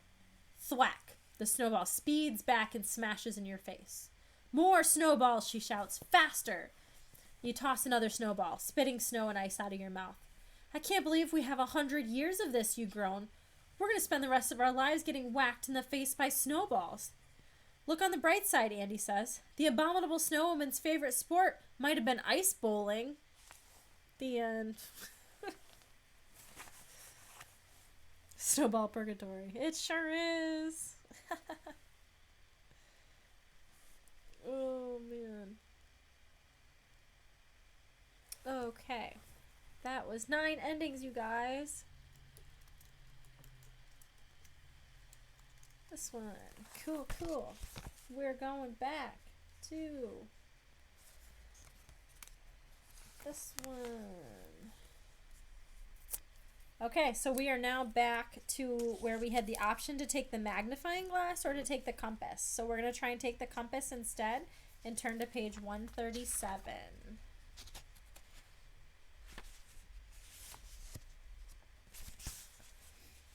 We'll take the compass, you tell Andy. You're right. It could help us figure out where we are. You tuck it in your parka. Come on, you urge. Let's find that abominable snow woman. But at that moment, you hear distant rumbling sounds. Spooked, the ice hound runs deeper into the cave. The cave begins to shake. Ice chunks fall from the ceiling. It's an earthquake, Andy shouts. Quick, you reply. We've got to get out of here. You rush to the cave entrance. Outside, a wall of snow and ice is falling from the top of the hill. It's almost covered up the entrance. We're trapped, Andy cries. The avalanche will seal us in the cave. Quick, jump out the entrance, you shout. You pull Andy with you. The avalanche hurls you down a hill. You tumble along like a pair of giant snowballs. Land on page 50. Woomph. You and Andy land on a cold, wet, slushy surface. We've already been to this page. This is where we had escaped from the birds.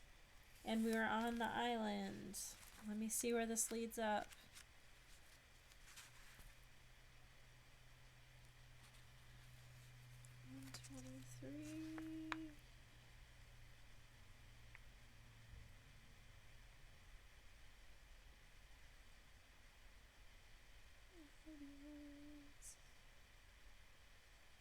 Okay, that ends up taking us back to...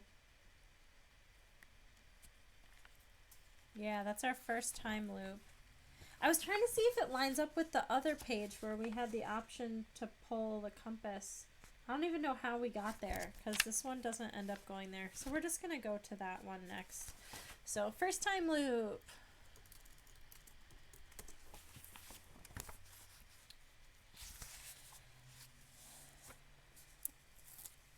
Okay, so we're going back to where we were entering the maze. And then if we brought the compass with us, which we did now. So we're going to 134 with the compass. Holding the compass in front of you, you step into the maze. It twists and branches. The compass says you are traveling north, but hours later, you still haven't found the center. Andy is panicking. We'll never get out, he moans. You slog onward. Then you notice something. At every fork, the walls of one path are brighter than the walls of the other. You peer at the darker walls. Bits of black rock are embedded in the ice. You hold the compass up to one of the black flecks. The needle swings until it points at the bit of tiny rock. Hey, the black rocks are magnetic. They're throwing off the compass. No wonder no one has ever completed the maze. Retracing your path, you take only the branches with the brighter walls. Before long, you reach a big white room. At the far end, the Abominable Snow Woman stands in front of a large control panel. She snarls with rage when she sees you. Andy points. That must be the control center. Come on, let's get the game.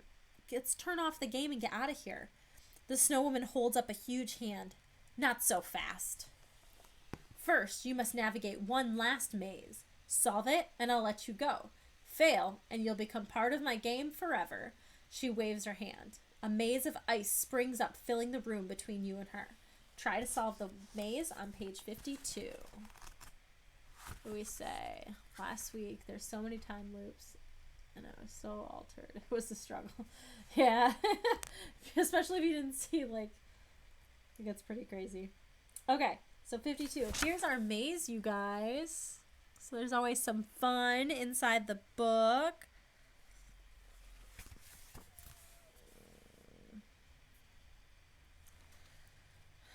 Okay, so if we run the maze correctly, you'll beat the Abominable Snow Woman. Using a pencil, trace the path from start to one of the numbers. When you reach the number, turn to that page and see what you have won. I wonder if this is like another trap one, like the last time, where like there was only one solution to the whole thing.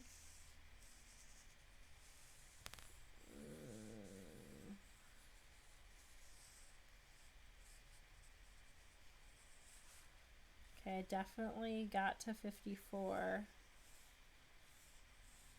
Yeah, I don't think there's any way to get to 87, so we're going to go there first, and they'll be like, you're dumb. As soon as you completed the maze, a scream fills the room. A scream of triumph. You cheated, the Abominable Snow Woman starts to laugh. It's a frightening sound, like ice cracking in a stormy sea.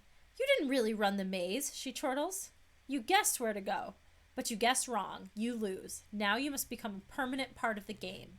No, you cry. No, Before you can finish the sentence, she waves a handheld scanner over you and Andy. Get with the program, kids, she cackles. Zoop, you're sucked into the scanner. You groan as your body is scrunched and squashed. Help! What's happening to you? The sad truth is, you've been reduced to a bunch of pixels. You no longer exist, except as a bit of a computer program, and you'll never leave this horrible game now, which makes this the end. Okay, so now we can go to the right answer, because we got the ending out. But that was 10 endings, you guys. We're like not even halfway there through the book, because there's probably like 25. Okay, we're going to 54. As soon as you complete the maze, you hear a shriek. No, screams the Abominable Snow Woman. Impossible. I won't let you win. Ignore her, Andy warns. We have to reach the control center.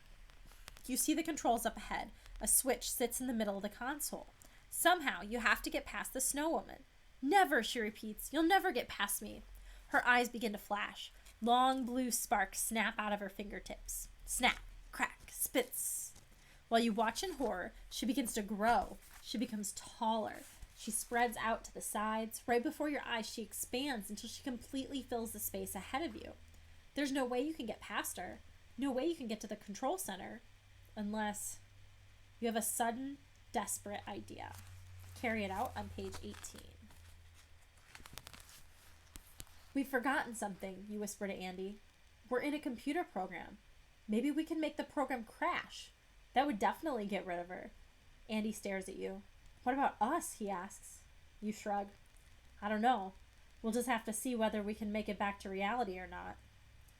Okay, Andy says after a minute. What do we do? We have to put in more information than the computer's memory can handle, you explain. I'll bet this program only handles English. Do you speak any other language? Only Pig Latin, Andy replies. Try it, you urge. Just say anything. Okay. Urbe, I'm way. Urve, old K, Andy begins. Ime, ote, you agree. Is they, etterbe, orkwe, astfe. The Abominable Snow Woman stares suspiciously at you. What are you doing? She demands. She thrusts out her hands, and blue sparks shoot from her fingertips. You will never, and then all of a sudden, she freezes. In the middle of her sentence, her hideous mouth hangs open. Quick, before you freeze, turn to page 25. Do you guys know Pig Latin? Very...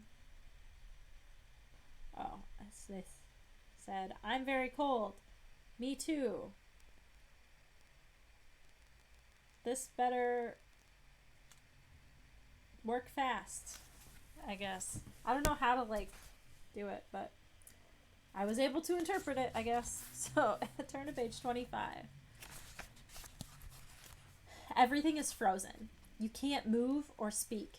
Neither can Andy. Even the sparks from the Abominable Snow Woman's fingers hang motionless in midair.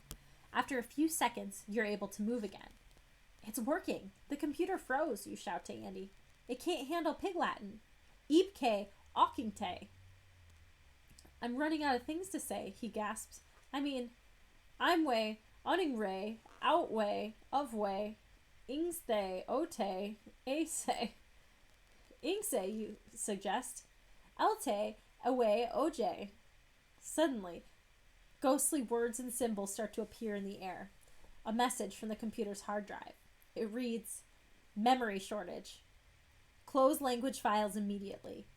The Snow Woman stomps towards you, but you keep up your torrent of nonsense words.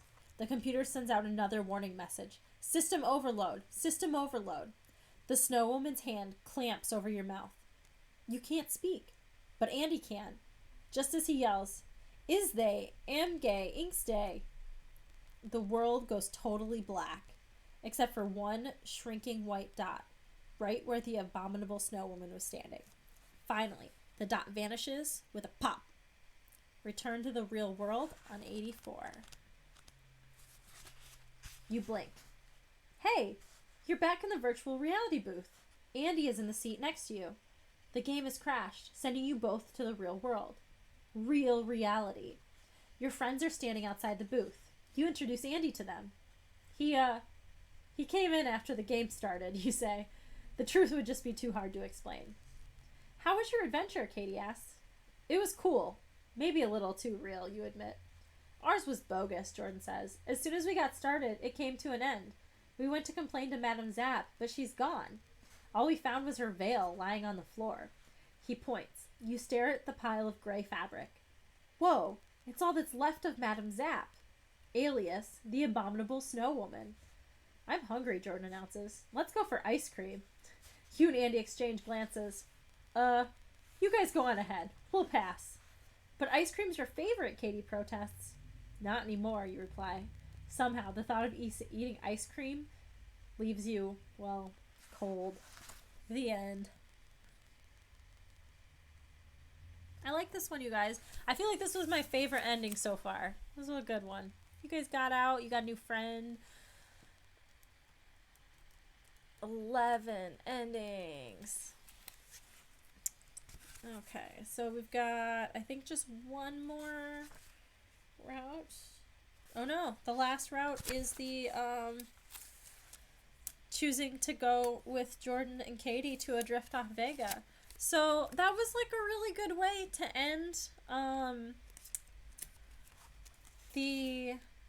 that like saga of the Abominable Ice Woman. I feel like that was a good ending to end with. Okay, since we finished the first one, let's go ahead and take like a 5-minute break. I'm gonna go dispose of this charcoal briquette that I dragged in here from outside, and I will see you guys in a few minutes. Oh, look at my thing that's all wonky. Don't look at that.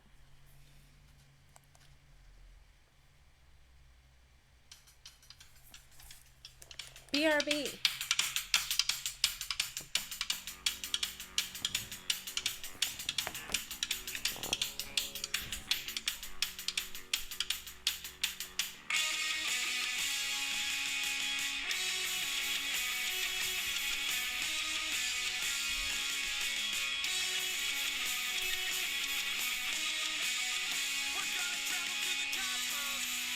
We're gonna venture into space. We're gonna navigate the universe.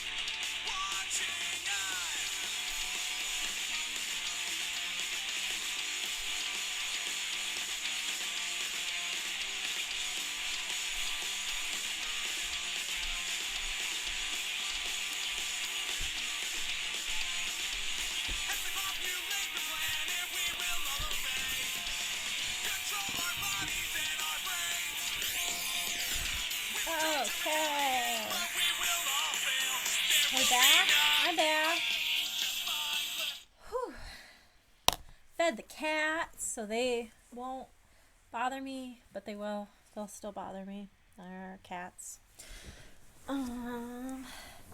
Ready for some alien action? Exactly. We have our good friends, the functional citizens, our music of the day over here. Oh, I left my drink too far and I got comfy in this chair. Hang on. Let me try it. Reach. Okay. Try and get settled. Oh. Okay. There's no good way to sit in a chair ever. Okay, I think I'm ready. Cool. Okay, friends, welcome back. Thanks for joining us. We did half-ish of the book. Usually one of the stories is shorter than the other one. This one took us just under 2 hours, though, so I wonder if it's like half and half for this one. I don't know, unless it's just going to take longer tonight, because the book is titled Zapped in Space, and we have not been to space yet, and we've been doing this for almost 2 hours. So, get ready for your space adventure, friends. To anybody that missed the introduction of the book, we and our two friends, Jordan and Katie, we went to this new like virtual reality arcade that was in this like broken down abandoned looking house, and we have two options. One was to play Abominable Snow Woman alone, or to go with Jordan and Katie, who'd already decided they wanted to play Adrift Off Vega, which is an alien planet. So we did the Abominable Snow Woman stories, and we're going to start with Adrift Off Vega on page 81. I want to play Adrift Off Vega, you tell Madame Zapp. Madame Zapp shrugs. It's your choice, she says, but you may be sorry you didn't take my advice. Before you can answer, she shuts the door to the booth. Through your helmet visor, you see her throw a switch. Instantly, you're slammed hard into the seat. Your whole body presses against the cushions. You feel as if you weigh 1,000 pounds. A deafening roar fills your ears. It sounds like 1,000 jet engines powering up at once. The booth shakes and rocks. This must be what it's like to take off in a real rocket, you think. So cool. The noise of the virtual engines grows even louder. The booth shakes even more. There's one last heavy bump, and then silence. The walls of the booth vanish. Whoa, where are you? Find out on page 35. You're in a large room. The metal walls are painted gray. On your left is a heavy round door. On your right is a huge window through which you see millions of stars. Beneath the window, you notice a small hatchway. It's perfect, just the way you imagined a spaceship would look. You peer out the window. A big reddish planet with yellow rings swims into view. It looks kind of like Saturn, but the colors are different. This is a way cool ship, Jordan exclaims.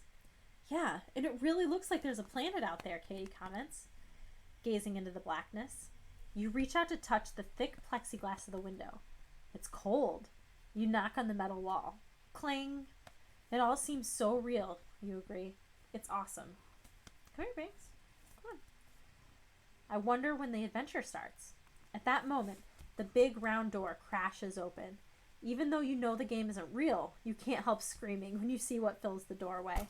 Scream over to page 15. The thing in the doorway is 8 feet tall. Its smooth green skin is covered with grayish slime.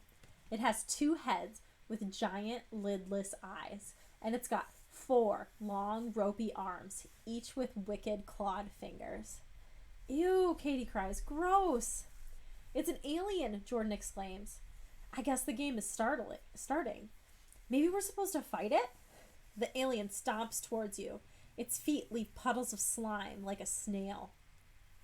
You glance around for weapons, but all you see are some empty boxes. No Veriton ray guns or light swords. You said what kind of arms? It said ropey. 4 long ropey arms. I don't know. Unless that's a word I don't know. The alien's forearms wave wildly. I lost my place. Black drops of goo fly from its fingers and land on Katie's skin. Ow, she cries, it burns. Don't be dumb, Jordan scoffs. How can it burn? This is virtual reality. You can't get hurt here. That's what you think, Katie snaps. She holds up her arm. Ugly red blisters are popping up all over her skin. Cool, Jordan exclaims. That looks totally real. It is real, Katie complains. This is no fun. I'm getting out of this game. She reaches up and pulls off her virtual reality helmet, and then she screams. What's going on? Find out on 115. What's the matter, Katie? You cry. You and Jordan quickly pull off your own helmets, and then you understand why Katie's screaming. Even without the helmet on, you're still in the gray metal room. The alien is still there too. What's going on? Jordan cries. Why are we still here? Don't panic, you call. It must be a glitch in the game. It's not a game, the alien says in a hollow, mechanical voice. You notice a metal speaker attached to its neck. What do you mean it's not a game, you demand? Of course it's a game. We're in virtual reality arcade. Wrong, the alien announces. This is real. We kidnapped you from the arcade. Your head spins. This must be part of the adventure, you think. It's gotta be. No way, you tell the alien. This is all part of a computer program. Would you like another demonstration of my reality? The alien asks. Before you could answer, it snakes a long, slimy arm around your neck and starts to squeeze. Help! You can't breathe. Quick, turn to page 121. At last, the alien relaxes its grip. You gasp for air. Now, do you believe I'm real? The alien asks. You nod slowly. It must be true. You're really in space. The alien really did kidnap you. How? Did you bring us here? You ask. Easy, the alien replies. We built a transport pod to look like a virtual reality booth. But why? Katie asks. What do you want with us? Just then, a panel in the wall chimes softly. A voice says something in a weird, whistling language. Excuse me, the alien says after listening to the message. I must leave for a moment. When I return, you will do as I say. The alien slimes through the door. I want to go home, Katie wails.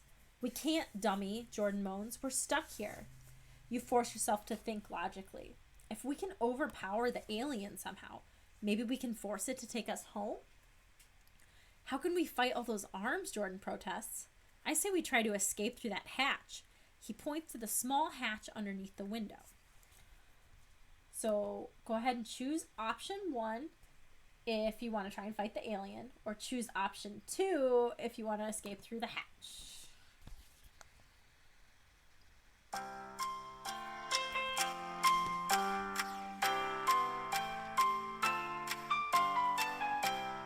Hello, Bree. Yeah, as far as the buffering issue, I was attempting to have like a dual monitor situation, and like so I can actually see myself and control the pills and stuff simultaneously, and it was not having any of it, and I had to like restart all the applications and just go without it. So I get that. That was tough. This is our first choice of the alien adventure today. We got 27. The buffering is an issue. All the other things. We should still be Jeopardy. Sorry. Is it better?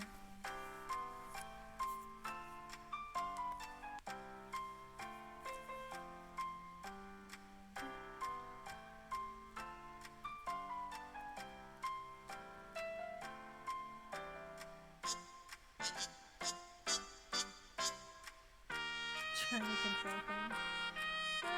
Okay, we had more votes for option 1, so we're gonna go ahead and try and fight the alien on page 48.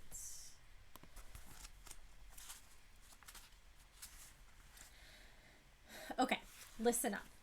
We have to work together if we're gonna beat this slimy alien, you say quickly. The only possible weapons in the hold are the empty cartons. They're not much, but they're better than nothing. Each of you picks up a carton, and then you wait. A moment later, the door opens. The alien slithers in. Now, you shout. You hurl your box at the hideous creature. Ah! Katie shouts, throwing her carton. Take that, black hole breath, Jordan yells, swinging the box like a club. The alien throws its 4 arms in front of its face to protect itself. One of the cartons slams into its stomach. The alien screams in rage and bounds towards you and your friend. Hot globs of black goo from its fingers spray all over the room. You scream as the acid goop splatters you. Keep throwing stuff, you shout to your friends. It's our only hope. Let's go to page 33.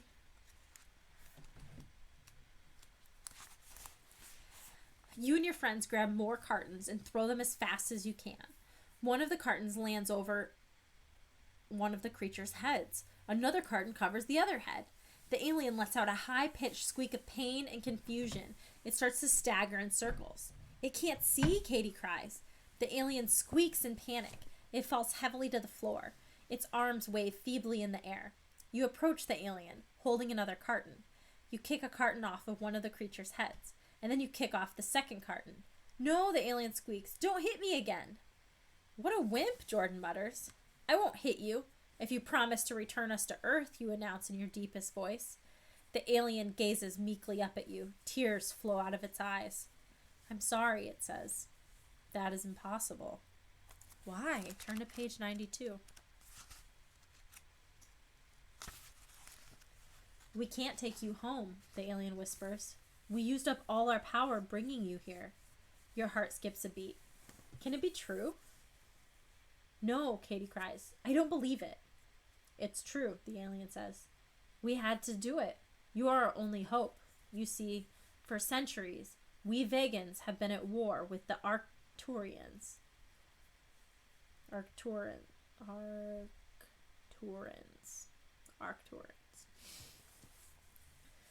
We fight all of our battles by computer, with virtual reality games. But the Arcturians have invented a new game, a horrible, dangerous game. We don't dare play it. We might get hurt. So the Arcturians are about to win the war. So, you ask, what does that have to do with us? You must defeat the Arcturians for us, the Vegan replies. Earth kids are the best game players in the galaxy. In other words, you're too chicken to play. You want us to do it for you. Forget it, you scoff. Take us home. I tell you, we can't, the Vegan insists. You have no way to get back unless you play the game. If you win, we can rebuild our power supply and return you to your home. If you lose, you will share our fate. You realize you don't really have a choice. Like it or not, follow the Vegan to the game room on page 65. You follow the Vegan to a big room filled with other four-armed aliens playing flashing arcade games. A big, new-looking game booth stands in the center of the room. This is where we fight the Arcturians, the alien tells you.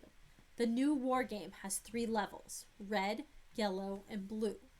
You may start with either red or yellow. You must win both of them to earn the chance to play the blue level. You ask, what happens if we win the blue level, you ask? The Arcturians will be defeated, the Vegan replies. We will be powerful. Then you will return home. What if we lose? Katie asks.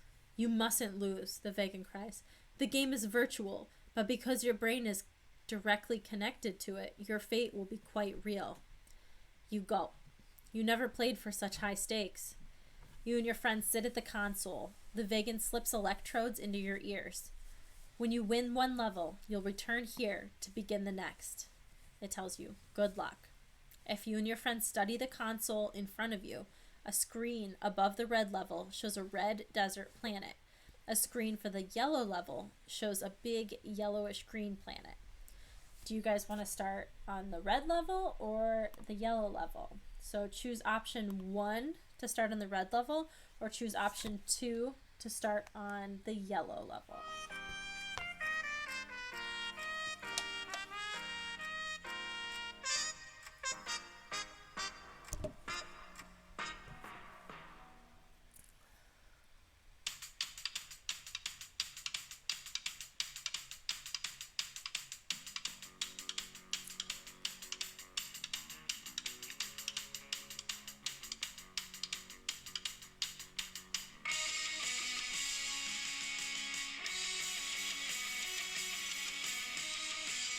That's not the right song. Sorry, guys.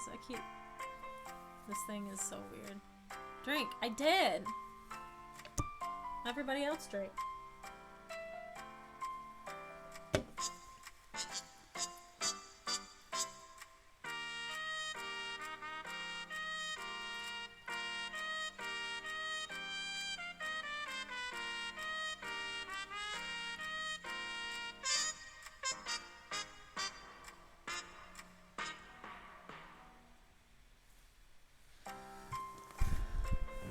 Drink for you. Are you drinking water? Because you gotta fluidize when you can't eat anything.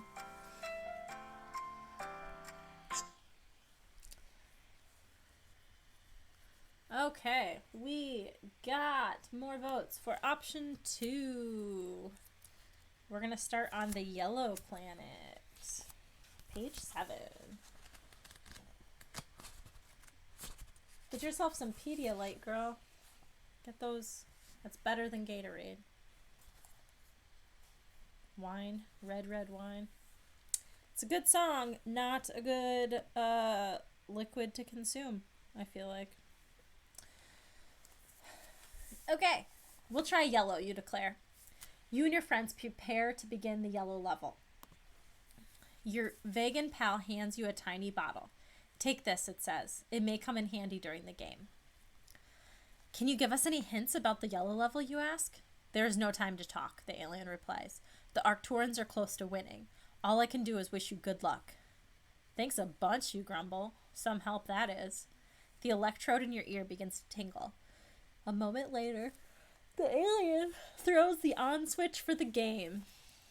Start playing on page 88.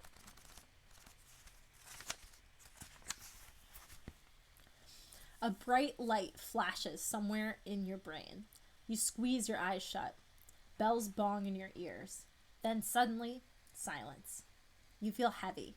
Very, very heavy.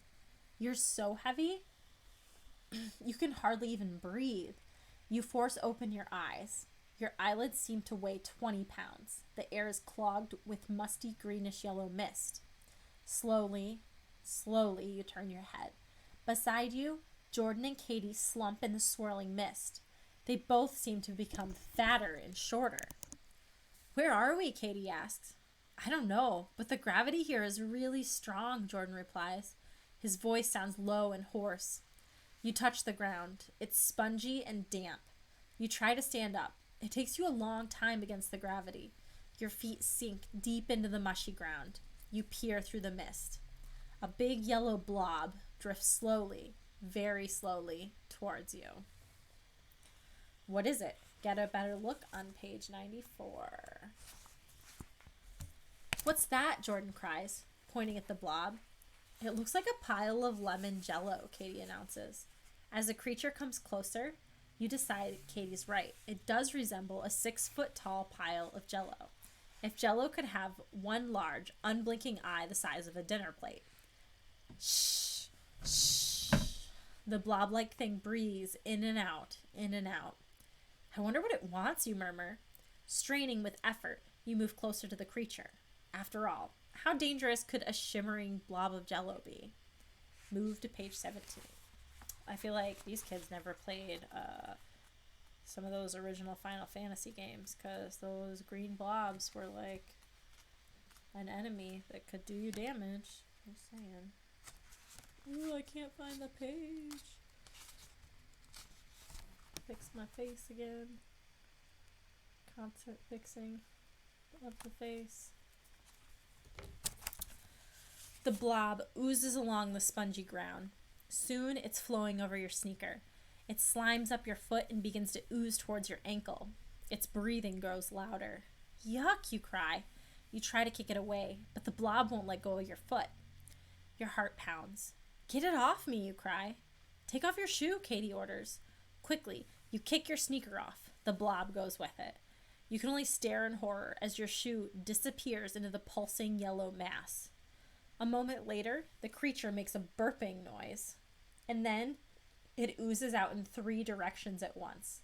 It's going after you, Jordan, and Katie. Let's get out of here, Katie urges.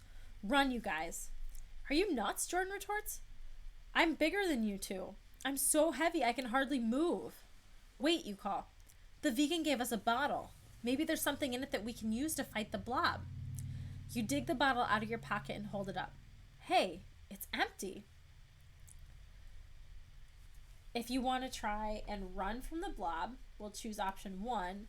Or if you want to battle it with the bottle, choose option 2. Those were interesting options.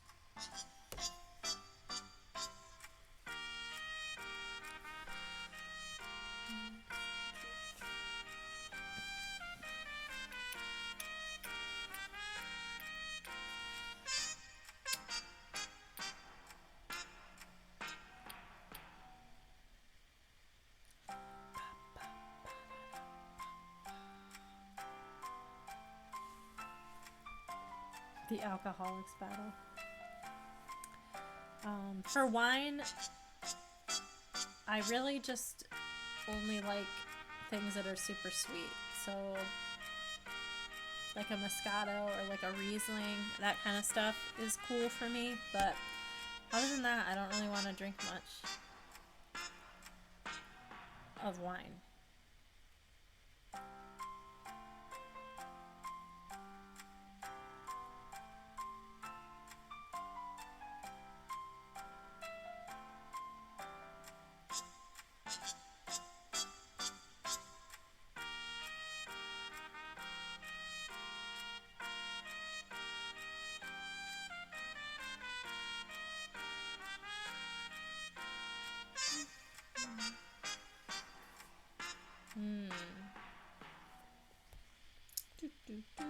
Why can't I stop it? Okay. We got 6 votes, and 5 of you guys wanted option number 2. We're gonna try and battle it with the bottle, because we said it would help us, right? Page 22.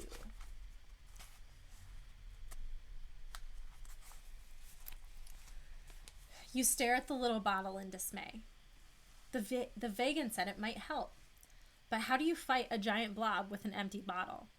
The blob oozes towards you. Goes its breathing. Maybe it's some sort of secret weapon, you say hopefully. You prepare to throw the bottle at the blob. Wait, Katie calls. Maybe you're supposed to put the blob in the bottle. Maybe she's right. It doesn't look possible, but... Yeah, right, Jordan sneers. That's like trying to put a car inside a shoebox. Throw the bottle. Jordan has a point too. If you guys want to try and put the blob in the bottle, we'll choose option 1. Or if you want to try and throw the bottle at the blob, we'll choose option 2.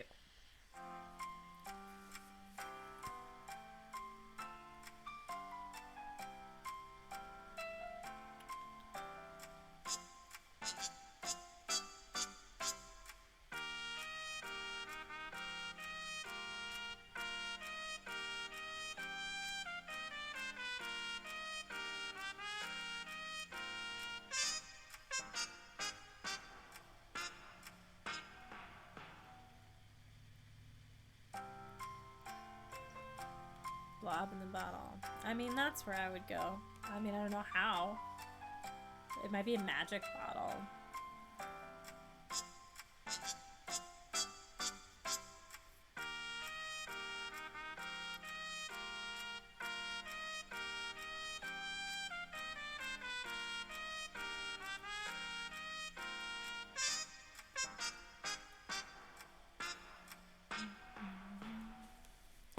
Okay, what do we got?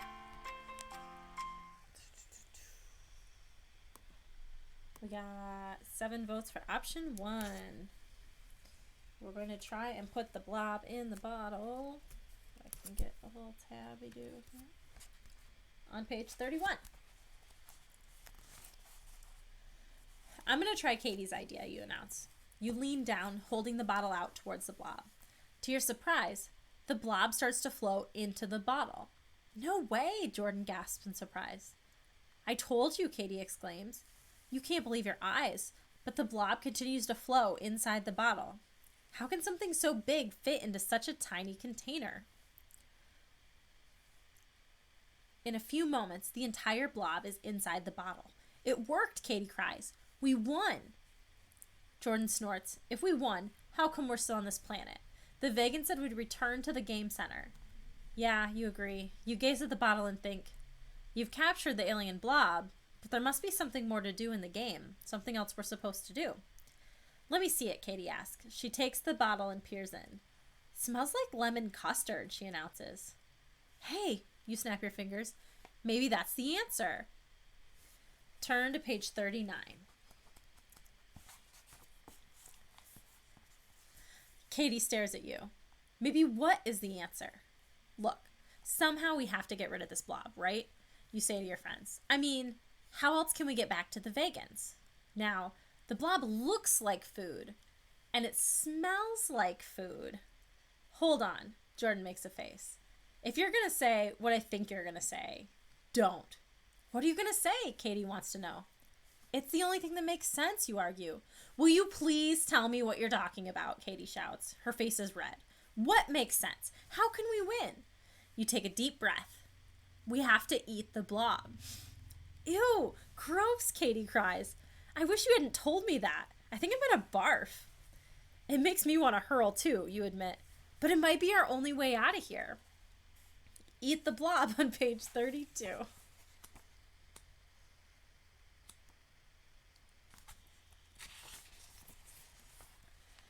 I'll go first, you volunteer bravely. You take a deep breath and dip a finger into the bottle. It comes out covered with slimy yellow goo. Do you dare taste it? Your hand shakes as you lick your finger. For just a moment, you feel like throwing up. And then you swallow. Hey, it's sort of good. You tell your friends. It really does taste like lemon custard. You pour a little of the goo into Katie's palm. Her doubtful expression vanishes after her first taste. Yum, she cries. You and your friends pass the bottle around. In only a few moments, it's empty. You run your fingers around the rim and lick off the last sweet drops. Whoosh! A strong wind begins to blow. It sweeps the greenish-yellow mist away. When the wind dies down, you find yourself back in the Vegan game room. If you haven't completed the red level, go to page 95. If you have completed the red level, begin the blue on 104. So we're going to the red level on 95.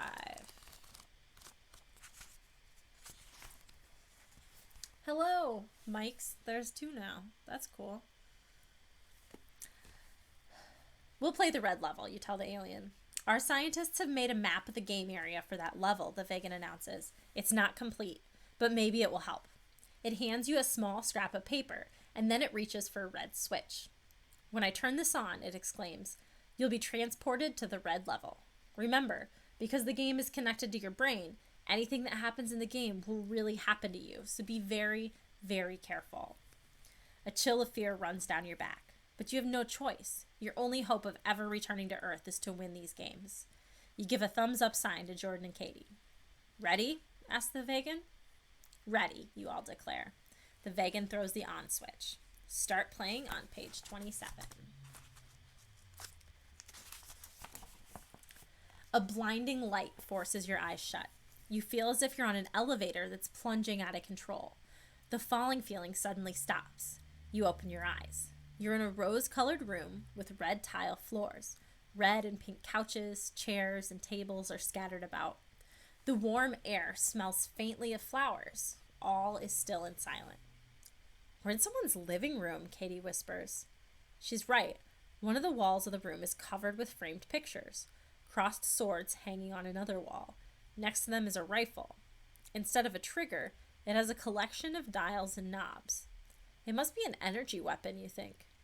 Through the large windows, you see bare, scorching desert. A clear pink sky arches over hot red sand. Strange, scraggly weeds poke up through the sand. A red sun blazes overhead. Whoa, Katie exclaims. I wonder who lives here.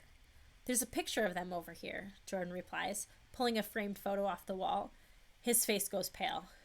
Uh-oh. I think we're in trouble. Turn to page 5. You rush over and grab the picture out of Jordan's hand. Katie peers over your shoulder. Lizards, she cries. You gaze at the picture. It shows a lizard family, a mother, a father, and baby. But you know they aren't really lizards. For one thing, this is Earth. For another thing, you don't remember ever seeing a lizard with such long, sharp teeth. I think we'd better get out of here before they come home, you remark. Strolling to the open door, you step outside. Hot red sun sears your skin. Screaming in pain, you leap back into the house. You glance at your arms. You got a sunburn in about a second. Forget that, you tell your friends. We'll have to find some place to hide while we figure out what to do next. I think it's too late, Katie murmurs. Turn around. You turn around and come face to face with the owner of the house. Don't make any sudden moves. Just go to page 46.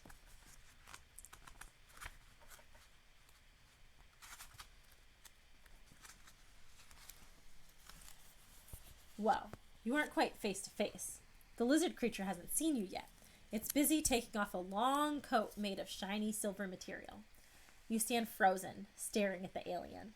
It's covered with red scales. A long red tongue flicks out between its sharp teeth. It hangs the coat on a hook and turns around. Its small, evil black eyes land on you.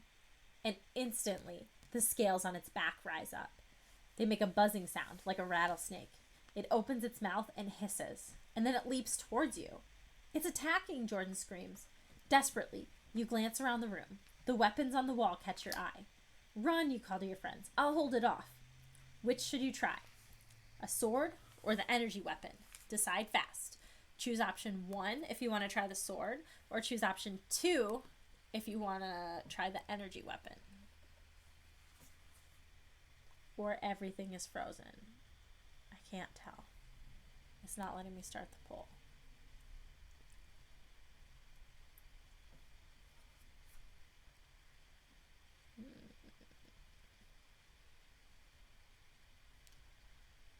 Guess just tell me what you want. What you really, really want.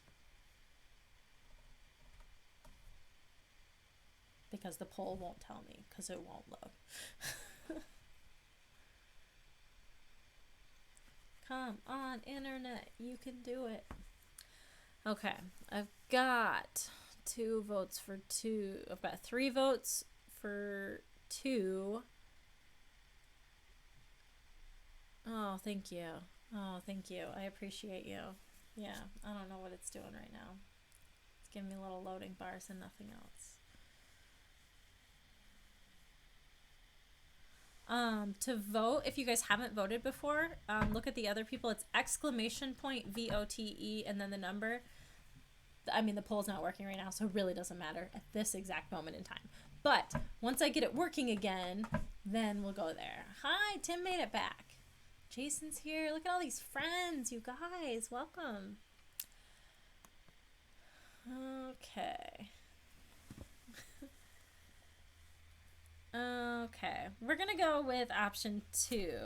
Thank you, Bree, for helping me keep track of everything. I wouldn't be able to do it without you when this is not working for me. Okay, we're going to try the energy weapon on page 110.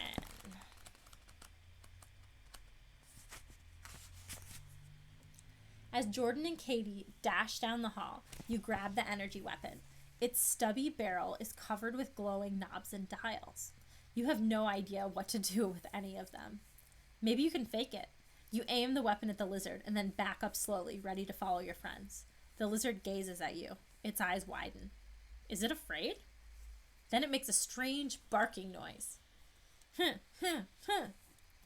Hey, the lizard is laughing. Claws outstretched, it starts towards you. You twist one of the glowing dials on your weapon. Nothing happens. You try another and another. Still nothing. You press a knob on the bottom. Pling, plink, kerblinkety. The weapon breaks into pieces. In desperation, you throw the pieces at the lizard. It slips on a ball bearing and falls flat on its face. You take off after Katie and Jordan as fast as you can, and you hurtle around a corner. And then you skid to a stop. Your heart pounds. Katie and Jordan lie motionless at the far end of the hall. What's wrong with them? Turn to page 76. Binksy Boo has joined the party. She's settling down, so I can't pick her up because she'll run away. But she's here, you guys. Guys, you cry, running to them. Are you all right? Jordan raises his head. We're fine, he replies calmly. We were just trying to decide which way to go. Now, you see why your friends are lying on the floor. They're gazing into a big open trap door. Stairs lead down one side of the trap door. A red plastic slide leads down the other. You suddenly remember the map that the vegan gave you. Quickly, you fish it out of your pocket and study it. The stairway leads to something called the Garden of Doom, you announce. The slide goes to the Pit of Horrors. What a choice, Katie mutters. You examine the map more closely. In big letters, it says, "Warning, do not approach the..." The rest of the sentence is missing. Yes! The lizard, Katie shrieks. Which way do we go? There's no intelligent way to decide, so take this silly test. Do you have a staircase in your own house?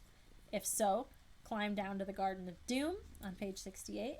If you don't have a staircase, slide down to the Pit of Horrors on page 129. I do have a staircase, so I'm going to go ahead.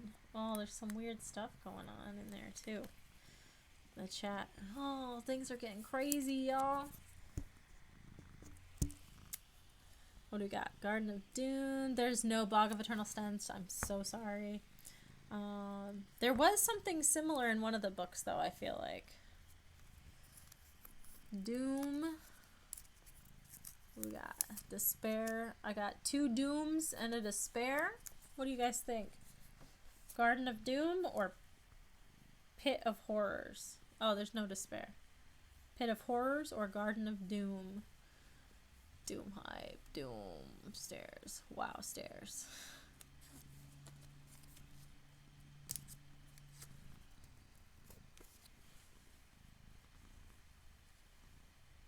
Doom. Okay, I think we're going Garden of Doom, you guys. It seems like a lot of people are looking for the Garden of Doom. Sorry, the polls are not working anymore. Page 68. Haley's here too. Yay, look at all these friends that joined us. You, Jordan, and Katie hurry down the stairs. The air begins to feel humid. You can smell wet dirt and plants. Way above you, you can hear a faint hissing noise. The lizard is still after you. At last, you reach the bottom. You find yourself in an alien greenhouse. Outside, the strong red sun beats down on the tinted glass. Thousands of bizarre plants grow from pots and tubs. The plants are red, yellow, purple, black, every color but green. You gaze up at a huge cabbage-like plant with bright orange leaves. A purple palm tree grows in a pot by your side. Thick purple sap oozes out of its leaves. Cool, Katie exclaims. Nice garden, you agree. But the lizard is still after us. We've got to think of a way to fight it. I've got an idea, Jordan offers. Examine his idea on page 85.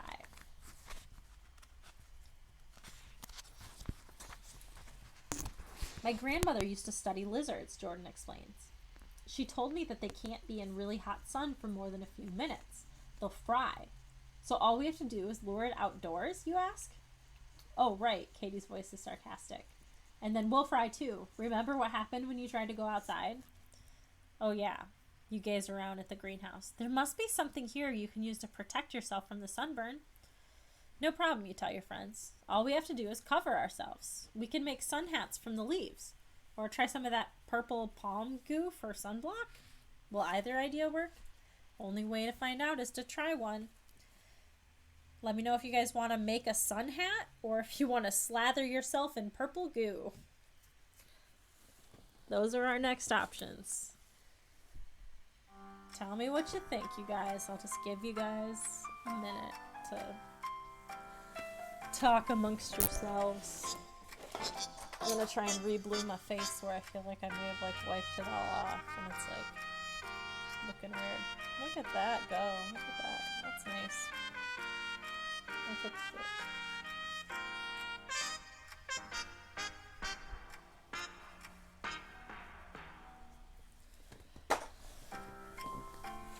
Oh man, I feel like goo it is. We don't even need to like wait any longer, you guys.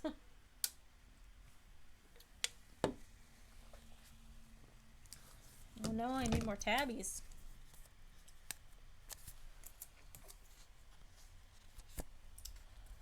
Okay, we're going to slather ourselves in purple goo on page 9. I hear the lizard. It's coming, Jordan cries. Quick, you urge your friends. Plaster the palm goo on yourselves. You bend down and grab 2 handfuls of purple goo. It's as thick as motor oil. It's so sticky you can hardly spread it. It smells like garbage that's been left out for too long. You don't care. You spread the disgusting stuff all over your face, arms, and hands. And then you and your friends head for the door, just as the lizard enters the greenhouse. Hiss! It peers around, searching for you. This way, frog face, you call. I dare you to come get us. Will your plan work? Find out on page 43. What if it's just like oil and it like deep fries you when you go outside? Thanks for the makeup thing. I feel like the like lines are kind of weird. Like they look better like in person, I guess, but they're kind of weird because I have my glasses on too now. But I like being able to see.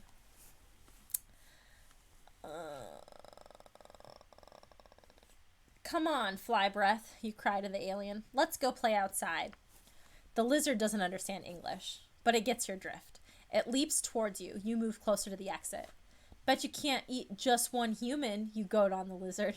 It roars in anger. You move even closer to the exit. Just as the lizard jumps at you, Jordan throws the door open. The 3 of you rush outside. Hot desert air fills your lungs, but your skin is completely protected by the purple goo. The lizard leaps into the desert sand and screams. 10 seconds later, it bursts into flames. 30 seconds after that, it's just a heap of ashes. A flash of red light fills the desert air. When it drifts away, you find yourself back in the vegan battle rooms. Congratulations, your alien captor booms. You won the red level. If you've already run the yellow level, go to the blue level on page 104. Okay, you guys, we're doing good. We're just going to have to, when we go back through all these tabs, it's going to be like dead, dead, dead, dead, dead. Because we're like making all the right choices. Dang. Amazing, says the vegan. You won both the yellow level and the red level. No one has ever done that before. What about the blue level, you ask? Has anyone ever won that? The vegan shakes its head sadly. Alas, no vegan has ever tried it. You will be the first. All I know about it is that it is a battle of wits between you and the Arcturians. You mean all we have to do is outsmart a bunch of aliens? Jordan asks.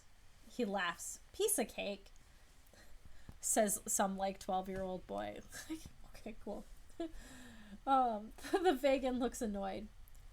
I think you'll find it quite a challenge, it snaps. The Arcturians are the most intelligent race in the galaxy. No one has ever outwitted them. Jordan gulps. The final level takes place in reality. Step through the gateway to Arcturus, the vegan orders. It leads you to a large doorway that throbs with blue energy. Crackling sparks fly from the doorframe. The electricity is so strong, your hair stands on edge. Step through to page 44. You cross through the blue doorway into a large white room.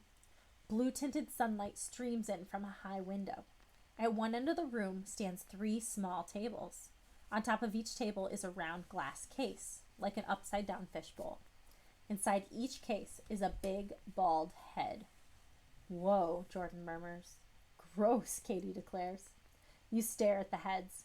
They look human, but their skin is pale blue.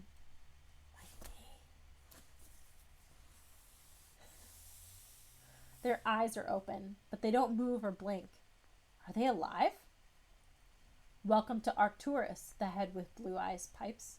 You jump. Then, summoning your nerve, you approach the heads. Where are your bodies, you ask? We Arcturians have outgrown the need for bodies. We spend all of our time thinking, the green-eyed head replies. It gives you a superior smile. And then, the third brown-eyed Arcturian asks you a question that totally surprises you. Read the question on page 112.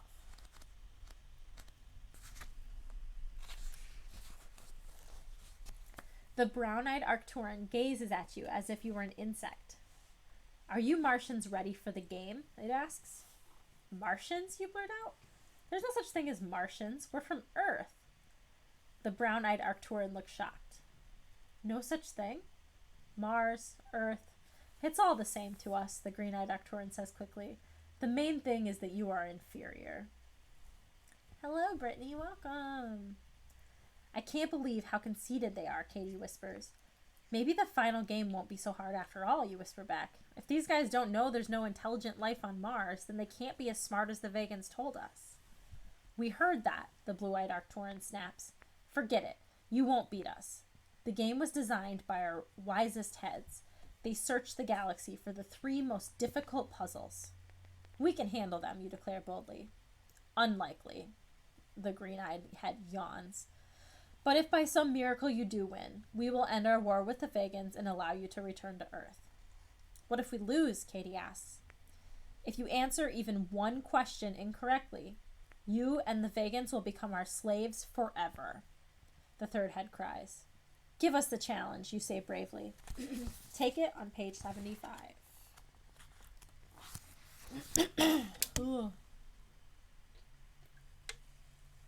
The first challenge is a test of knowledge, the first Arcturian tells you. It's based on a Goosebumps book that we found in one of your time capsules. We knew they would do it somewhere, right? You can't help smiling. You and your friends have read all the Goosebumps books. There's no way you'll blow this question. This is the challenge, the Arcturian goes on. Trapped in Batwing Hall, which is one of the ones we almost read this week instead of this one. The members of the horror club go on a scavenger hunt. Which of the following is not on the list of items to find? 1 human bone, 3 hairs from a werewolf, a straw from a witch's broom, 2 claws from a bat, a piece from a mummy's bandage. Yikes, you bite your lip. That's a tough one. If you've read Trapped in Batwing Hall, you already know the answer. If not, you'll have to guess. Maybe we should have just read them in order, but I don't have like all of them in order, so if the item is not on the list, if the item not on the list is a human bone, turn to page 12. If the item is 2 claws from a bat, turn to 23. So we're going to have to guess. So we're guessing human bone or 2 claws from a bat, because I don't have any clue what the answer is for this one. So we'll give that a second to ponder up for everybody.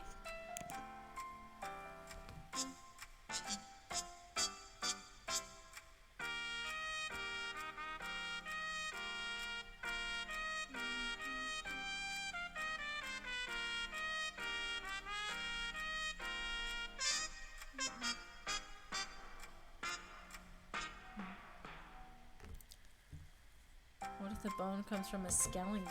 Is a skeleton human? Bone, 12F, yes.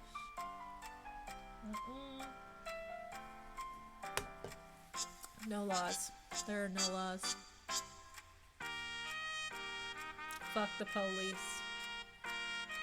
This is no longer family friendly.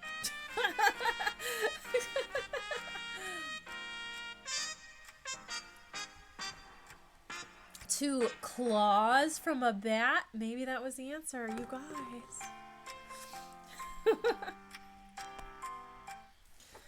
Okay, so it looks like more people wanted to go with the human bone, so that's gonna be our guess. I'm trying to see if I have more tabs here that the cats haven't eaten. Go to page 12.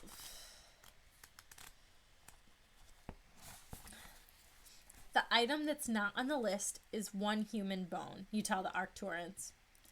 For a moment, all 3 bald heads gaze at you, and then at the same moment, they begin to laugh. That's wrong, the blue-eyed head cackles. I knew there was no way mere humans could beat our test. Wait, Jordan cries. I know the right answer. Give us another chance. No more chances, the Arcturian replies. To the spice mines with all of you. Blue energy sizzles towards you from the 3 heads. Run, you shout. You turn to flee from the room. But before you've gone 3 steps, a tingling feeling sweeps over you. Oh, you feel so dizzy. The next thing you know, the whole world turns black. Hey, don't bite my toes, you butthead. Cats, man. I love them so much. Cats are too spicy. You wake up in darkness.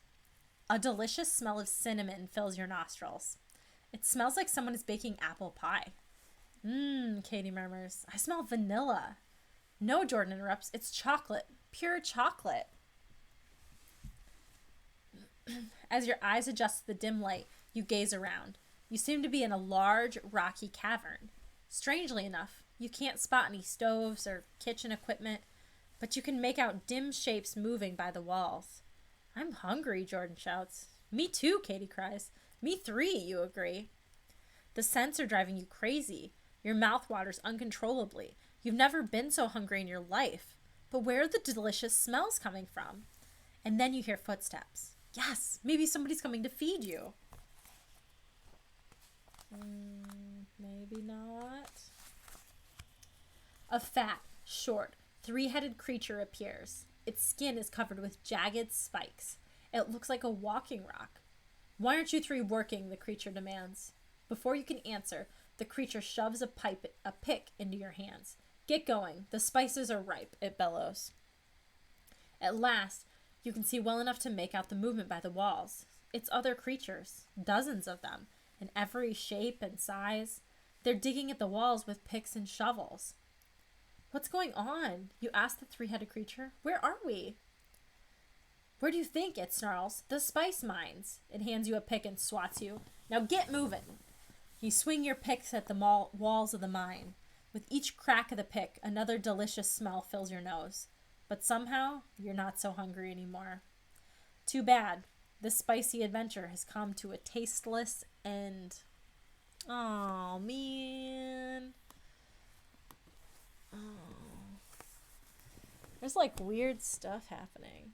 All of your, like, when you guys are using, like, the emoji things, it's, like, not even, like, loading up on my thing anymore. My computer is so wonked. I don't even know. It didn't cut us off though, so we're just gonna keep on keeping on. So I don't even know how many endings was that, you guys. Is that 12? I think it's 12. I know we had 11 for sure. Here's Binks. Binks, what ending are we on? What ending are we on? Look at her little beans, everybody. Beans. We're the Spice Mine girls now. Yes! There might be some boys in here. I don't know. They can be girls with us. It's okay. Nobody cares. Yeah, she's always purring constantly. Okay, so that was 12 endings. So we got 12 endings it up. So where do we go? Look at all these tabs. There were too many. I couldn't keep track of which one was where. I don't know which one is the newest one.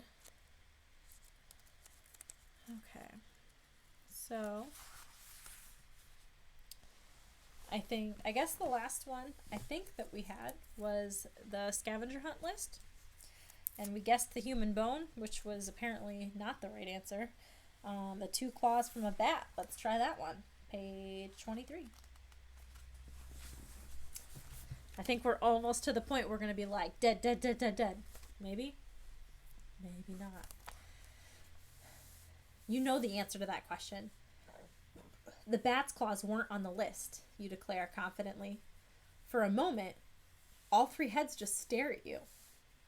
I don't believe it, the blue-eyed Arcturian cries at last. What? You're not saying I'm wrong, are you? No, the creature snaps. You're right. That's what I don't believe. How could someone with a head as puny as yours be right about anything? Its mouth turns down in a frown. Our heads are just the right size, Katie cries indignantly. Yeah, and we're ready for the next challenge, you add. The Arcturian smiles nastily. The next challenge is a difficult math problem. I'm sure you Earthlings can't possibly figure it out. We just might surprise you, Jordan boasts. The Arcturian rolls its blue eyes. I doubt it. The wall behind the 3 Arcturian heads lights up. In blue writing, the challenge appears. Give it a try on page 16.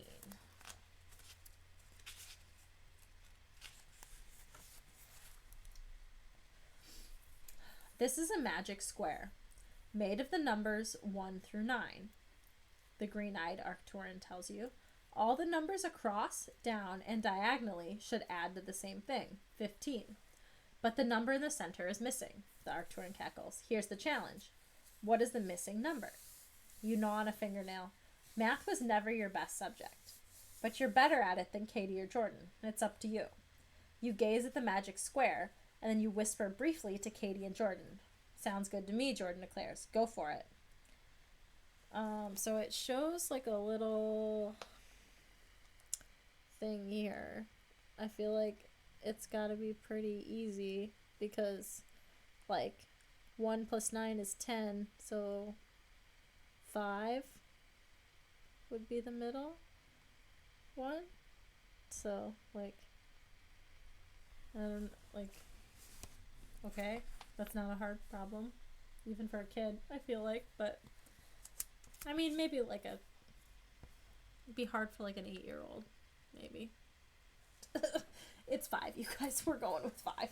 We think it's 5. We're going to page 102.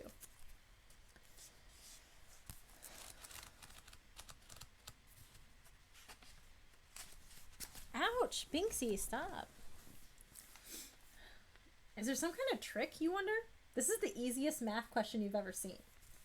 The missing number is 5, you tell the Arcturians. The 3 Arcturians glare at you in a stony silence. I guess that means we got it right, Katie says with a grin. Yes, Jordan whoops, pumping his fists in the air. You feel pretty good now. Okay, let's stop messing around, you demand. Bring on the last challenge. You asked for it, the brown-eyed Arcturian says. It blinks twice, and a grid of letters appears, hanging in the middle of the air. Here it is, but it's hard.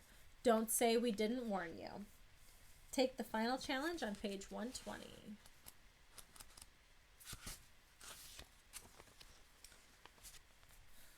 Okay, so there's like a grid of words here, a grid of letters here. It says, below is a list of words having to do with the space adventure. A few of those words are hidden in the puzzle above. The words run forwards, backwards, up, and down. Find and circle as many words as you can from the list. When you think you've found all the words that are there, count them. Oh, gosh. Okay.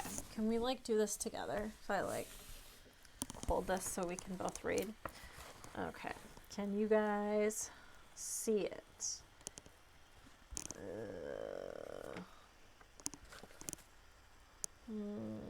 This is difficult. So sorry. Okay. I feel like I got it.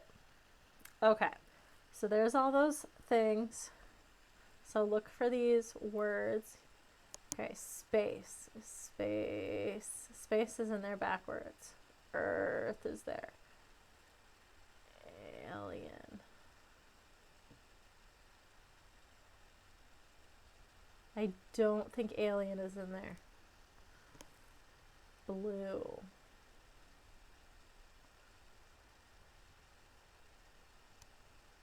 I don't think blue is in there. Red is. Blob is. Star is not. Ring is. Goo is.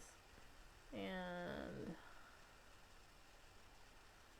slide is not. So I think I saw 4 were not. So I think 6.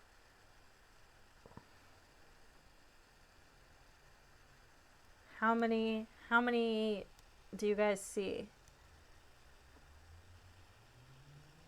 I think I found 6 of the words, which would be an even number. I don't think dog is on the space list. Oh, there is blue. Okay, so 7, so an odd number.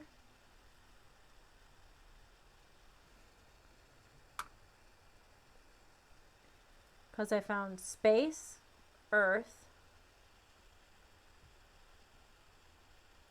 blue, red, blob,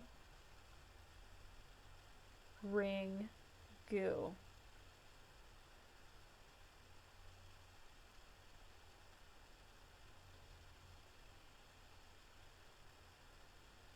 Okay, I think it's 7. Okay, I think it's 7, you guys. Okay. That was like the most complicated one we've had to do. Okay. Pretty sure it's 7. I don't have... Oh, I do have more tabs. Cool. Nice.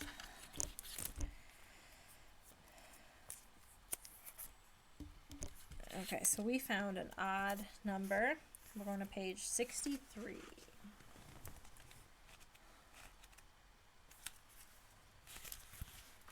We found an odd number of words, you tell the aliens. The first Arcturian glares at you. Its blue eyes bulge. Suddenly, you notice that its head is starting to swell. It seems to press against the sides of its glass case. You glance at the other heads. They're bulging too. What's happening? Katie whispers. I don't, you start to say. But your words are cut off by the sound of shattering glass. The heads have grown right out of their cases. Then, splat, splat, splat. All 3 Arcturians suddenly explode. Turn to page 51. Blue skin and bits of blue brain fly in every direction. You cover your head with your arms. Oh, that is so gross, Jordan gasps. I'm definitely going to be sick now. Gagging, Katie wipes exploded Arcturian off of her arm. A shimmering blue door appears in the middle of the room. The 3 of you stumble through it, and you find yourselves back in the Vegas game room. Ooh. I don't know where I'm at. Congratulations, a familiar metallic voice cries. It's your vegan friend. We knew you could do it. The vegan shakes your hand with all 3 of you at once. What happened to the Arcturians, you ask? They couldn't believe someone beat them, the vegan explains. They exploded from an overload of anger. We did what you asked, you point out. Now take us home. I'm sorry, the vegan says. We can't do that now. Oh no, what now? Find out on 114. What? You yell. After all we did for you? Please, calm down. We'll be happy to take you home, the vegan assures you. But first, all my people want to meet you. They want to thank you for saving them from the Arcturians. Oh, well, all right, you grumble, but make it quick. The vegans take you to a big room decorated with red, yellow, and blue streamers. You, Jordan, and Katie stand on a table, waving and smiling as the room fills with vegans. You're still a little creeped out by the vegans' lidless eyes and ropey arms. But you're glad you were able to help them. They seem so happy. Just call me Intergalactic Warrior, Jordan boasts. Finally, the party winds down. Now, your vegan friend says at last, it's time to go home. All right, you all cheer. Zoom home on page 53. You and your friends strap yourselves into your seats in the transporter. A thundering rumbling fills your ears. You're slammed back against your seat. After several minutes, the pressure dies down. You open your eyes. You're back at Madame Zapp's arcade. Phew, Jordan cries, unstrapping himself. That was some adventure. I'm glad to be back, you declare. Me too, Katie agrees. It seems so real. It was real, you protest. But then you wonder, was it? Virtual reality is supposed to feel exactly like real life. Did you just imagine that it was all really happening? Where's Madame Zapp? Jordan asks. You glance around. There's no sign of her. And then you notice something on the wall of the booth. Something very gross. Take a closer look on page 60. You examine the substance closely. It's blue and green. It looks like... Ew! Katie groans. It looks like an exploded Arcturian brain, Jordan exclaims. That's what it is, says a familiar hollow voice. You jump and glance at the console. The vegan's voice is coming through the speakers. What happened to Madame Zapp, you demand? She worked for us. We planted her here to help us find smart Earth kids, the vegan tells you. But it seems she was really an Arcturian spy looking for game-playing tips. When you won the 3 challenges, her brain exploded. Yuck, you mutter. Thank you all, the vegan calls. There's a click, and then the voice is gone for good. But that's not the last you see of your alien friend. When you, Katie, and Jordan leave the arcade, you happen to glance up at the sky, and then you stop and stare. Look, you call, pointing. Over your heads, a strange, blimp-like ship is finishing a skywriting message. This is what it says. Game over. You win. Oh, you guys, that was such a good ending. Oh my gosh. I love it. I feel like this is like one of the best ones. We are totally winners. We just made like all the right choices to go through that entire storyline with, would we have like one death in that entire storyline and made it all the way to the end successfully? Yeah, this is totally a good book. This one is like totally solid. I wasn't like super into the one last week, but this one is like super fun. So that was a good ending. I'm really excited. What is that? 13? It's got to be 13 endings.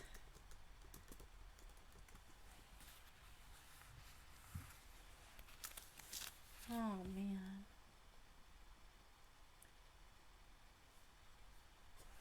Cool. Okay. So now we got to work our way back through all of the bad endings. Okay.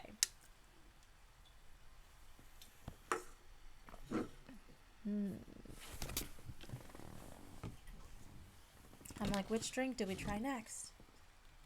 You guys, I had that, like, I've actually found one of those, like, new party packs of White Claw that's, like, the version 2 flavors. So I've got some, like, new flavors that are okay. Like a watermelon and a lemon and a tangerine and something else. I think mango's in there, too. Okay, so where do we go back to? Let's see. Okay, so that was the math. I think that was not. Was it this one? Okay, so I think the last one was. I like pineapple a lot. I think I bought a pack of Truly Pineapple and I was really disappointed because I didn't actually end up liking it. And I do not like passion fruit, so I think I'm not going to go for that. Okay, so our next step backwards is to go back to the word puzzle that we did. And we got it right, but let's see what happens if we were to say that there was an even number of words on page 80.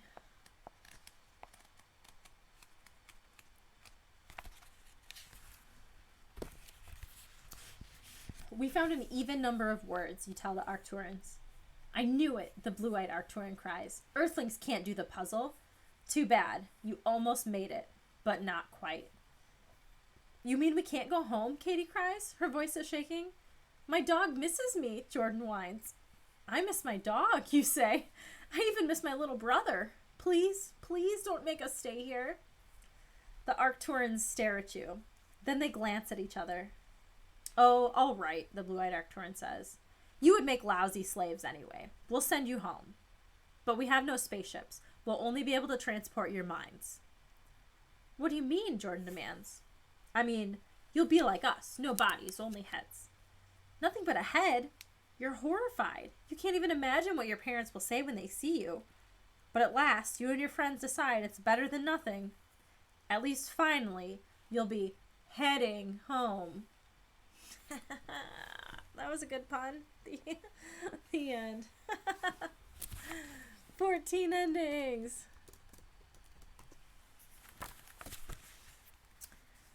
Okay. What's another one? Okay. The Garden of Doom and stuff is like further back. Sun Hat. So we gotta do the... Okay, we're going back to the number quiz. And we said it was 5. Let's see what happens if we say it's 6 on 128.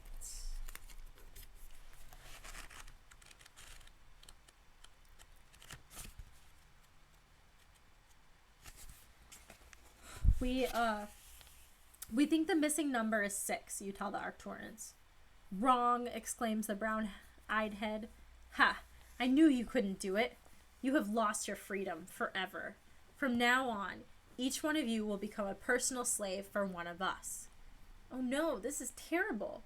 Still, maybe it's not the worst thing in the universe, you think? After all, what kind of chores could a head with no body possibly need done? You'll work for me, the green-eyed Arcturian tells Katie. From now on, you will do everything I command. And you will be my slave, the brown-eyed head tells Jordan. The blue-eyed Arcturian turns its gaze to you. It smiles. You can practically hear the thud as your heart sinks all the way to your toes. Go on to page 79. Ooh. You will be my slave, the blue-eyed Arcturian tells you. First thing I want you to do is polish my scalp. The glass case covering your new master glows blue and then disappears. A soft blue rag appears on the tabletop. You peer at the Arcturian scalp. Yuck, it's got major dandruff. I'm not polishing anyone's scalp, you declare. Forget it. You have no choice, the Arcturian replies. My brain waves are much stronger than yours. It stares at you. A blue bolt shoots out from its eyes. Blue energy surrounds you. You feel your mind relaxing. You're in a great mood suddenly. All you want to do is polish a scalp. In fact, you can't wait to get started. You pick up the rag and begin rubbing. On the other side of the room, you're vaguely aware that your friends are taking care of their Arcturians. But you don't care. The only thing that matters to you now is keeping a clear head. The end. 15 endings.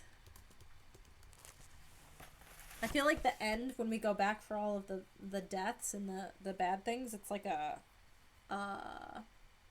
speed run. I feel like we're like, oh no. Okay, so I'm not sure these tabs are in order. I've got one for the Garden of Doom versus the Pit of Horrors. But I feel like there was one in between that I missed here. We don't need to worry about the red level and the yellow level because we did both of those. I've got the sword and the energy weapon. I feel like that one is maybe the next one because that's back to the red level. Yeah, so we'll go back to the red level. We chose the energy weapon, and we're going to try the sword instead on page 29. Katie and Jordan take off through the open doorway. Their footsteps pound down the hall. Quickly, you grab a sword from the wall. Holding the weapon in front of you, you face your attacker. The lizard's red tongue darts out of its mouth. You notice that its fingers end in long, sharp, curved claws. One swipe of those claws could rip you to pieces. You grip the sword tighter. The lizard jumps at you, hissing. In terror, you swing the sword. Whop! You didn't mean to, but your wild swing chops off the lizard's head. Where'd it go? Hand, not head. Hand. You chopped his hand off. The scaly creature screams. Green blood spurts out all over the red tile. Gross. You concentrate on holding the sword ready and not hurling. The lizard hisses and grabs at you with its other hand. Fuck! You slice that one off too. The lizard's beady eyes fill with pain and rage. You lower the sword. Get lost before I make you into a wallet, you taunt. But you forgot one thing. What is it? Turn to page 49. Even on Earth, some injured lizards can grow new tails. Here, they can grow new arms. In front of your eyes, the lizard's hands begin to grow back. The new claws look even sharper than the old ones. As you stare, the lizard pounces. It pins you to the floor. Its hot, stinking breath blasts in your face. In a desperate, sick move, you slash at its neck. Snick! The sharp sword slices off the lizard's head. The head rolls to the floor, blood oozing from its neck. But the lizard doesn't let go of you. It continues to hold you down, while a new head starts to grow. In horror, you watch as a tiny bump grows from the lizard's neck. The bump goes bigger, a pair of tiny black eyes appear, and then a tiny mouth. The mouth opens, revealing dozens of dagger-like teeth. It looks like you're the one who's going to be a wallet. You hope Jordan and Katie manage to get away. Maybe, you think, they'll find a way to defeat the creature someday. But unfortunately, this time, the lizard has come out ahead. The end.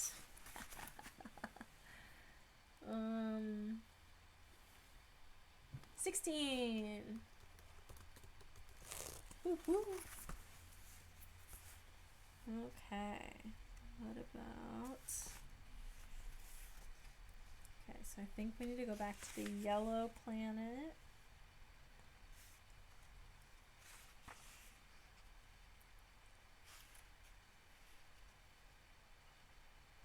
Oh no, we have one more on the red planet, where we could decide to make the sun hat or cover yourself in purple goo. And we chose the purple goo. So we're going to go to the sun hat on 117.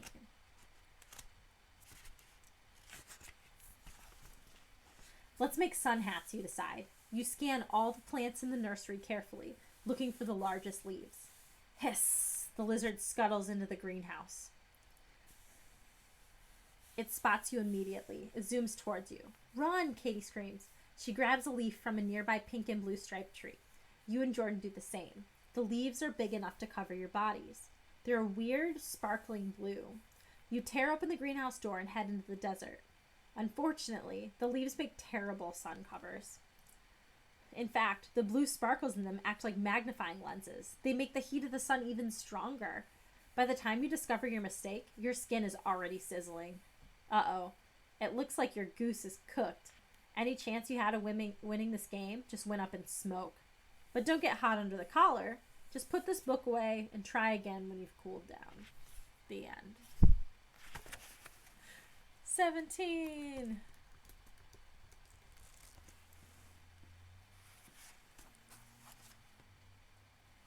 Oh, there's like cat hair everywhere. I just feel. Okay, so that is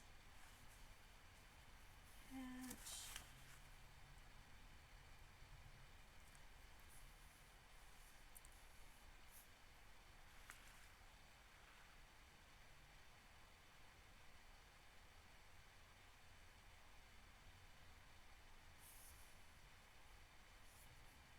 Okay, so the Garden of Doom and the Pit of Horrors is also on the Red Island. So we chose the Garden of Doom. So we're going to try the Pit of Horrors on 129.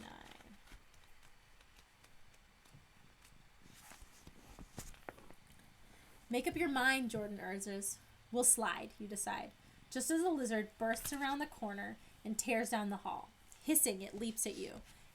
Its claws catch on your shirt. The fabric rips as you jump onto the slide, but you're safe. You and your friends zoom down the slick surface. You glance down.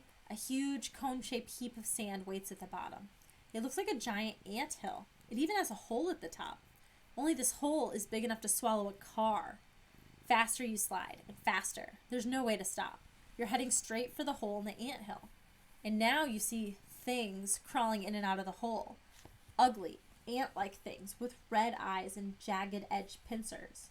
Well, now you know why they call it the Pit of Horrors. Dive in on 133. You scream as you shoot into the Pit of Horrors. Whop! You slam into a wall of soft sand. It gets in your hair and your mouth.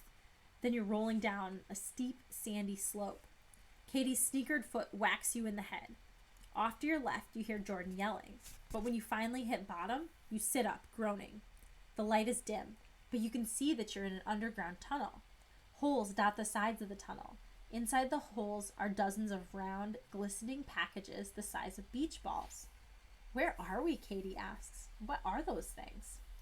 Jordan demands. He reaches out and pokes one. The round thing trembles at his touch. Gross, Jordan exclaims. It's all squishy. You gaze around at the tunnels and round packages. It all reminds you of something you've seen somewhere. The tunnel shakes. Someone's coming, Katie cries. And now you remember where you've seen this before. Turn to page 40. I think I know where this is going. It's an insect nursery, you exclaim. These round things are eggs. No way, Jordan cries. Then the tunnel fills with a long, squishy, rounded blob. It must be 12 feet long. It's gray and eyeless, but it does have a mouth. A big, round mouth lined with tiny, pointed teeth. Katie gasps. What is that? It's a larva, a baby insect, you whisper. You recently studied ants in science class, and you remember your teacher saying that the baby ants are always hungry. Uh-oh. The blind larva squelches along the tunnel towards you. Its huge mouth opens and closes, opens and closes.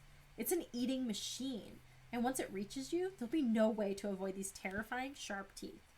Maybe if you crawl into one of the egg holes, the hideous larva will pass right by. Or maybe you should try to outrun the creature. To run down the tunnel, I don't think we can pull. I think it's still frozen. Yeah. So let me know if you guys want to run down the tunnel or if you want to crawl into the egg holes. We'll just pick one.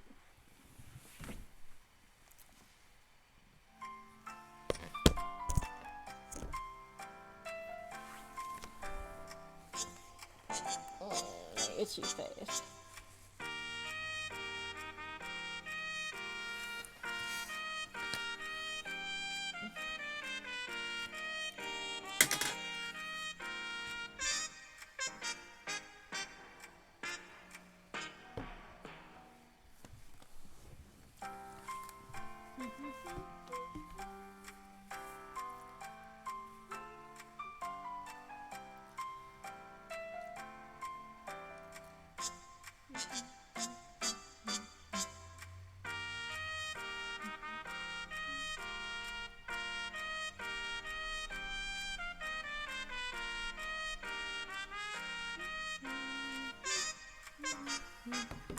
Okay, did everybody vote? I feel like that's maybe not everybody, but we got a lot more tunnels than egg holes, so we're gonna go with the tunnels. On page 101.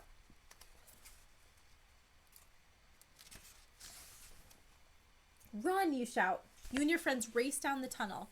You're much faster than the larva. Escaping should be no problem, except for one thing. After a few hundred yards, the tunnel bends and leads almost straight up. There's no way you could climb it. It's too steep. The alien larva continues to crawl towards you. It looks as if this is the end. Or is it? The larva doesn't seem to be slowing down. Is it going to climb up the steep slope? You glance at Katie and Jordan. What if we jump on its back and hitch a ride, you whisper. Try it on page 13.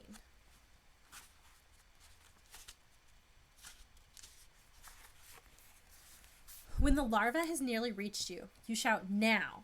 The larva fills the tunnel. You squeeze between it and the walls. Its squishy body feels like a slimy water balloon. Climb up, you urge your friends. It's totally yucky, Katie complains. It's our only chance, you point out. Bracing yourself against the tunnel wall, you grab a fold of the larva's skin. It's like grabbing a handful of thick jelly. Your hands and front are covered with slime, but you hang on and pull yourself up the creature's back. You offer a hand to Katie. She helps Jordan on.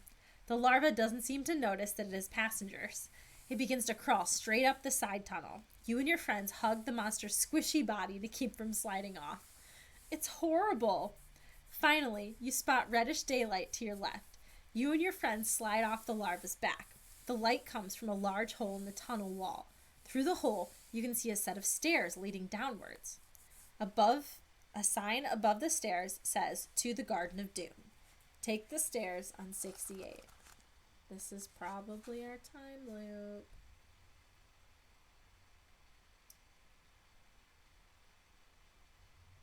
It's a time loop.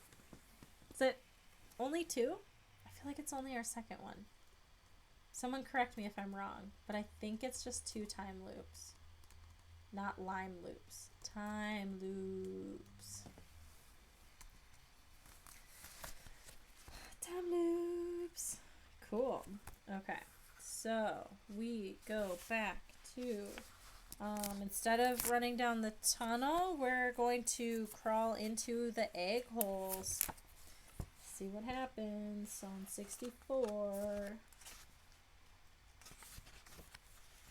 You and your friends agree to climb into the egg holes. There's barely room for one of you in each hole.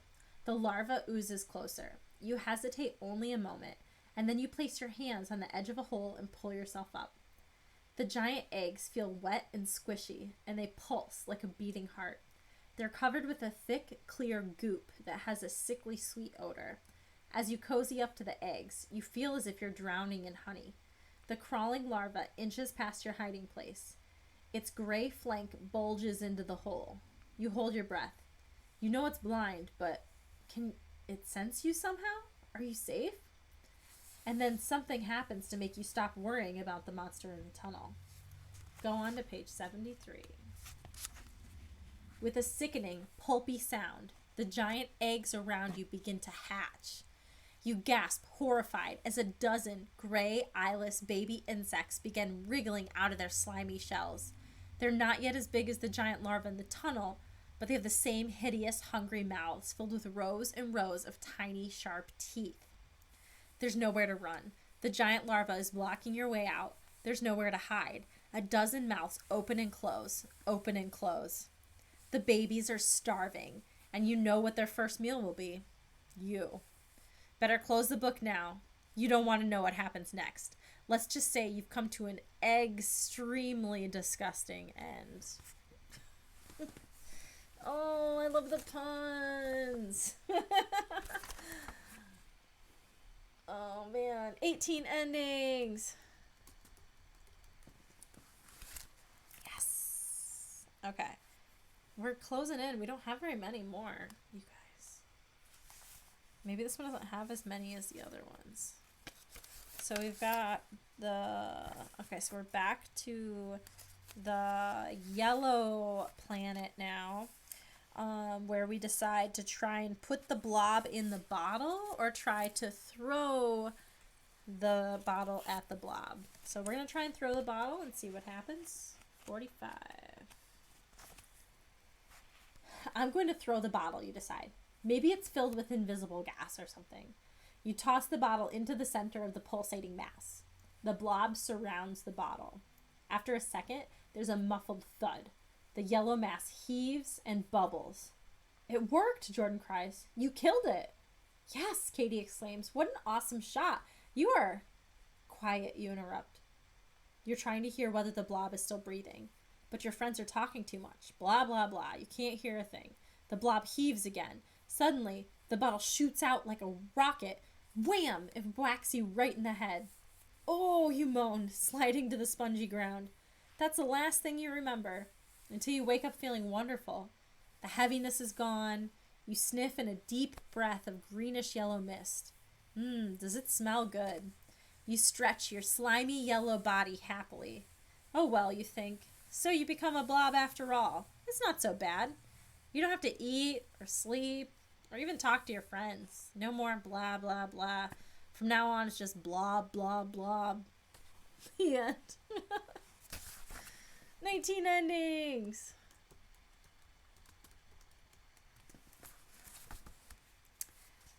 Okay. So, when we first saw the blob, we chose to battle with it, but we can also try and run from it. So we're going to attempt that. Let's get out of here, you cry. You've got it, Katie agrees. Run. You turn and try to run from the blob, but you can only move in slow motion. Your legs feel as heavy as an elephant's legs. Every step feels as if you're climbing a steep mountain with a 100-pound pack. The most you can manage is a slow walk. Faster, Katie urges. I'm moving as fast as I can, Jordan snaps. You glance back. The blob is slow too, but it's gaining on you. It breathes. Keep going, you yell. We have to outrun it. I can't, Jordan whines. He's moving even more slowly, and then he trips and falls. The blob flows over his legs. Help, Jordan wails. It's got me. Ooze over to page 113.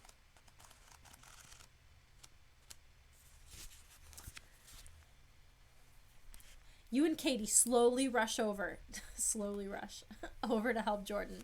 You grab his hands and pull as hard as you can. The blob won't let go. It moves up Jordan's legs. It begins to cover his body with yellow slime. Jordan struggles in slow motion, but the blob oozes all over him. It soon covers everything but his hands and head. Oh, I'm dying. Whew. Jordan suddenly stops screaming. His eyes open wide. A creepy smile spreads across his face. That smile gives you chills. Stop fighting it, Jordan commands in a strange, bubbly voice. Just hold still. It'll be all over in a moment. Then you'll be one of us, too. Oh, no. Jordan is one of them. He's turned into a blob. Before your horrified eyes, Jordan's teeth fall out. His hair turns to yellow liquid and drizzles off his scalp. His eyes melt into yellow puddles. His head dissolves. You suddenly feel something slimy on your hand, the one that was holding onto Jordan. You glance down. Yikes! A yellow, hand-shaped blob is creeping up your arm. Quick, turn to 37. In terror, you shake the blob off your body. Let's get out of here, you shout to Katie. Help me, Katie screams. Oh no, the blob is covering her arms. It spreads to her chest. You grab her legs and try to pull her away. But it's too late. In seconds, she's a blob too. Your two best friends have turned into mounds of lemon jello, and they're both oozing towards you. You turn to run, but you can't run on this heavy planet. You move as fast as you can. The blobs ooze after you. Shaking in terror, you put one heavy leg after another. You've got to get away. But where can you go? You're all alone on an alien planet. Earth is thousands of light years away. There's no hope. No hope at all. You think about giving up and becoming a blob. No way. You're not ready for that yet. Especially when you see a light moving towards you. Run to the light on page 8. You run heavily towards the light. Now you see that it comes from a small flying saucer. You don't even stop to think about how weird that is. You just wave your arms frantically. Help, you shout. SOS. The saucer dips down. A long, furry purple arm reaches out and grabs your wrists, just as the first blob reaches your feet. The blob quickly oozes up to your ankles and then your legs. Its gooey surface clings revoltingly to your skin. The blob tugs, sucking you down towards the heavy planet. But the purple hand has a strong grip on your wrist and pulls up hard. Your arms feel as if they're being yanked out of their sockets. Your legs feel as if they're being stretched like taffy. The blob pulls down. The hand pulls up. You're being pulled in half. See who wins on 111. The purple arms pull even harder. The blob suddenly lets go. You bounce off as if you've been shot by a rubber band. The hand hauls you into the saucer. Vroom, the saucer takes off for space. Thanks, you exclaim, drawing a deep breath. For the first time, you get a good look at your rescuer. The creature looks human, except for its purple fur and 3-foot-long arms. Who are you? You ask, trying not to sound impolite. I am from Aldebaran, the purple being replies. Are you part of the game between the Vegans and the Arcturians? We have nothing to do with that, the Aldebaran answers. Cool, you exclaim. Just what you wanted to hear. Could you return me to Earth, by any chance? No problem, the purple being says. I'm heading that way now. It'll take a while to get there, though. That's okay, you reply. You don't have to be home till dinner time. Good, the creature smiles. Make yourself comfortable. You'll be home in only 3,000 of your years. The end. I don't know why that was so hard to read that line. Okay, I've only got one bookmark left. That was 20 endings. So there's at least 21. So the last bookmark that I have is on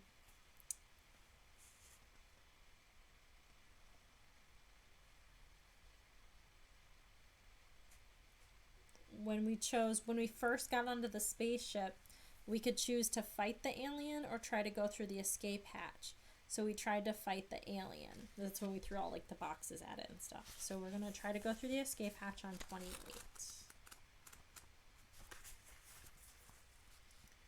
This one is a no-brainer. Quick, you cry. Let's get out before the alien returns. You yank a lever underneath the hatch. It springs open. You and your friends crawl through. The hatch clangs shut. You glance around. You're in a small room with 4 swivel chairs and a control panel in the wall. A sign on the control panel says, "Emergency lifeboat. Press red button to start." You press the red button. A horn goes, "Auga! Auga!" "Oh no," Katie cries. "They'll hear us." But the lifeboat starts up with a thump. You feel it begin to drift. You hear a loud whooshing noise, and the small ship takes off.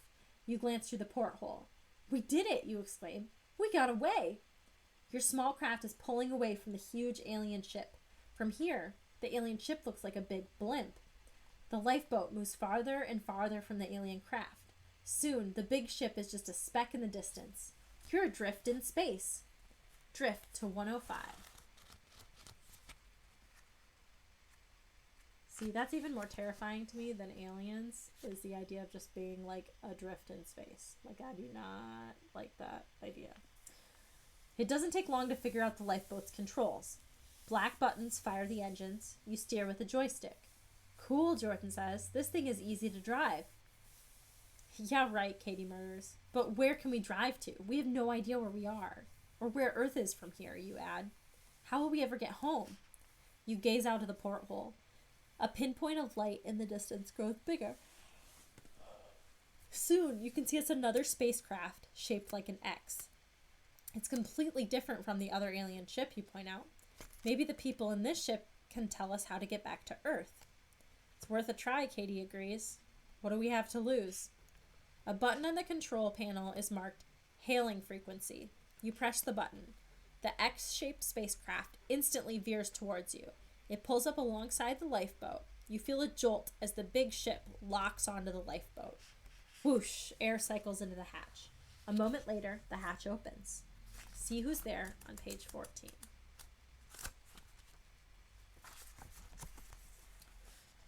Jordan and Katie's screams fill the lifeboat. The only reason you're not screaming too is because you're speechless with horror. The creature that crawls through the hatch is a roach. A 3-foot-tall cockroach. Its slimy brown head is as big as a beach ball. Its 6 jointed legs are covered with stiff hairs. Its long, flexible antennae sweep through the air towards you. With every step it takes, you hear a clicking noise. As you watch, another roach squeezes in beside the first one, and then another squeezes through, and another, and another. Dozens of giant roaches are crawling aboard the lifeboat. Hurry over to 74. Cockroaches pour into the tiny spacecraft. One of them approaches the control panel and examines it with its roach antenna. Others move closer to you and your friends. They extend their antenna towards you. They seem to want to touch you. Katie and Jordan back up against the bulkhead, screaming so loudly you can hardly think. It's going to be up to you to save yourself and your friends. But what do? You glance around frantically. Your eye falls on the fire extinguisher. Maybe you could use it as a weapon. On the other hand, the roaches seem curious. Maybe they're intelligent. Maybe you can communicate with them and persuade them to help you. Let me know if you guys want to use the fire extinguisher or try to reason with the cockroaches. We got 2 options here.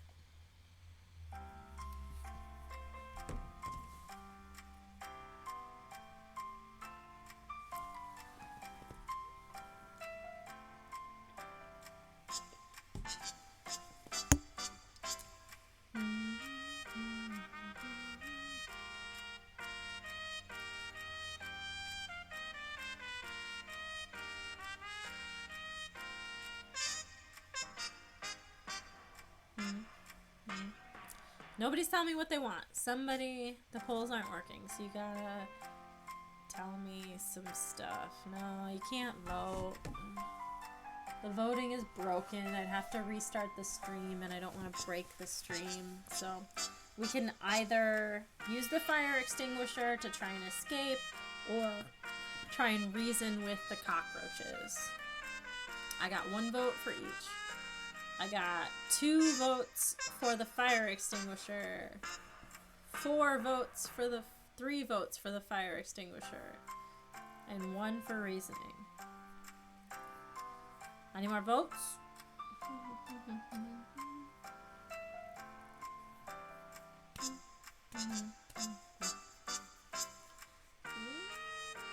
Anyone else want to vote?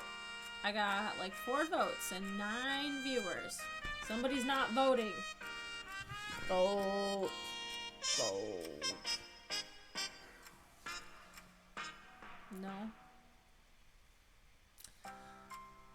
Okay, so we got more votes for fire extinguisher. So that's what we're doing. We're gonna fight our way out from the cockroaches on page 38.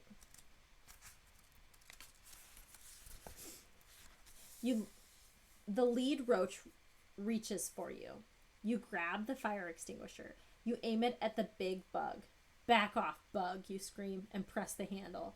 Cold, wet foam sprays out the end of the extinguisher.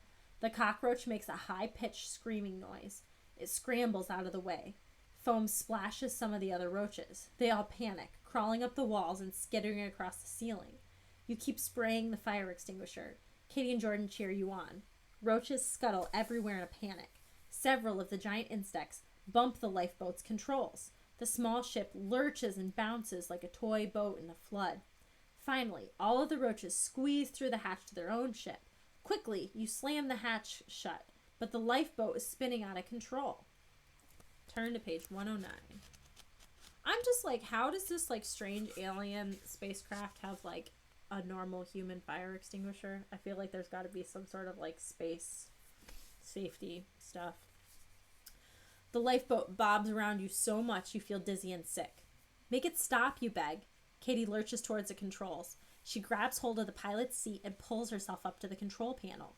The smart ship hurtles through space. I can't stop it, Katie shouts, working the joystick frantically. She punches buttons, but the small craft only moves faster and faster. Through the porthole, you spy the alien ship you came from. It swiftly grows larger. You're speeding straight towards it. No, Jordan screams, we're gonna crash. You gaze out the porthole in terror. In another moment, you'll smash against the alien ship. Desperately, you crawl over to the control panel. From the floor, you spot a button you hadn't noticed before. It's on the underside of the control panel. A tiny label says, "For emergencies only." This is certainly an emergency, but you have no idea what the button does. Should you take a chance? We have the options to press the button in case of emergency or brace ourselves for a crash. Let me know what you want to do.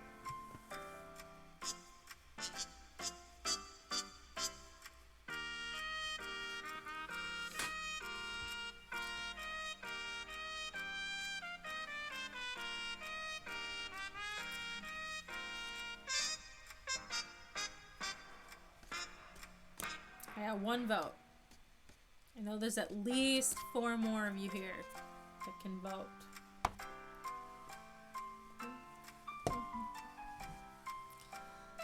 Two votes.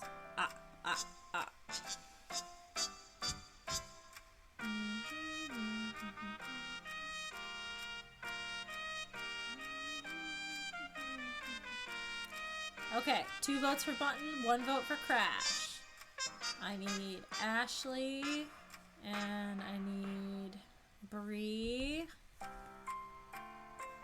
and anyone else out there.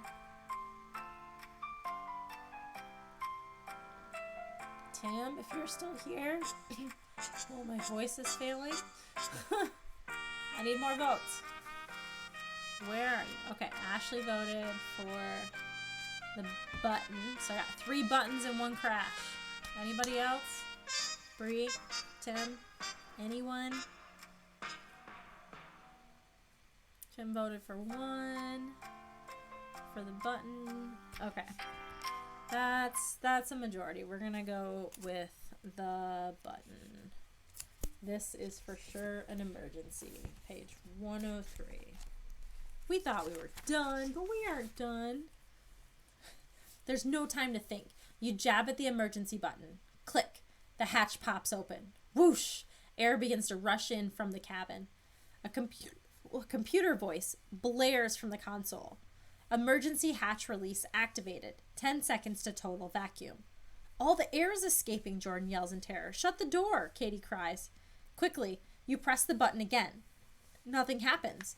Air whooshes out of the open hatch. It tugs at your clothes, your hair, your skin. You hold onto the instrument panel to keep from being sucked into space. You feel like you're caught in a tornado. Soon you realize all the oxygen will be gone, and you'll go with it. Face it. This time, you made a bad choice. And unfortunately, this exciting adventure has come to a breathtaking end. 21 endings.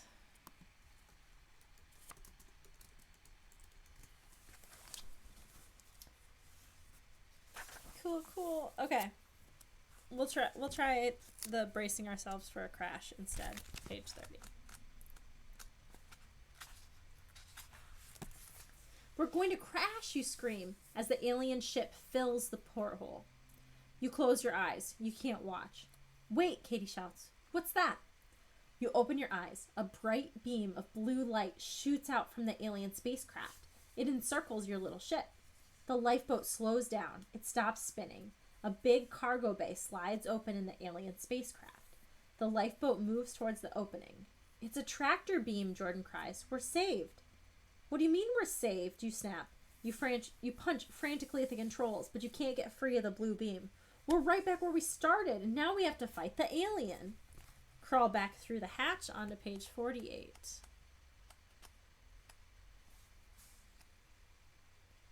And that's a time loop, guys. 3 time loops. Ooh. Back as if we had never gone through the hatch to begin with. But we do have another option here where instead of using the fire extinguisher against the roaches, we can attempt to reason with them instead on 131. This is my last bookmark that I have right now. There could be more added. We never know. I'll try to communicate with the roaches, you think. We need help, you say. Your voice is shaking, but you try to look friendly. To your surprise, one of the roaches speaks. Why should we help you? It asks. Its voice is high and squeaky.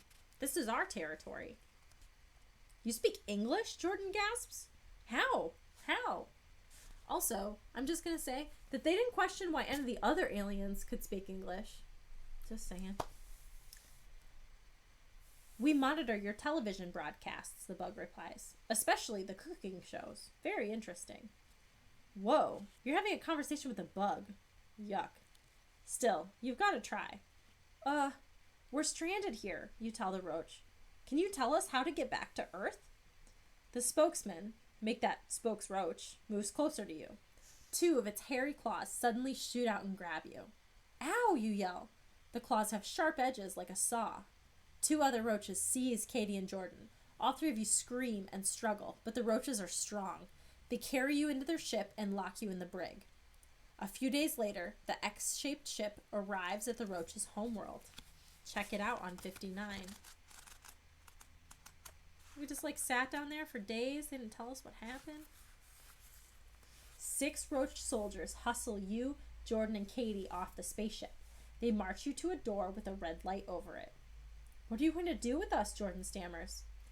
The roach soldiers just shove you in through the door, into a room that looks and smells like a dump.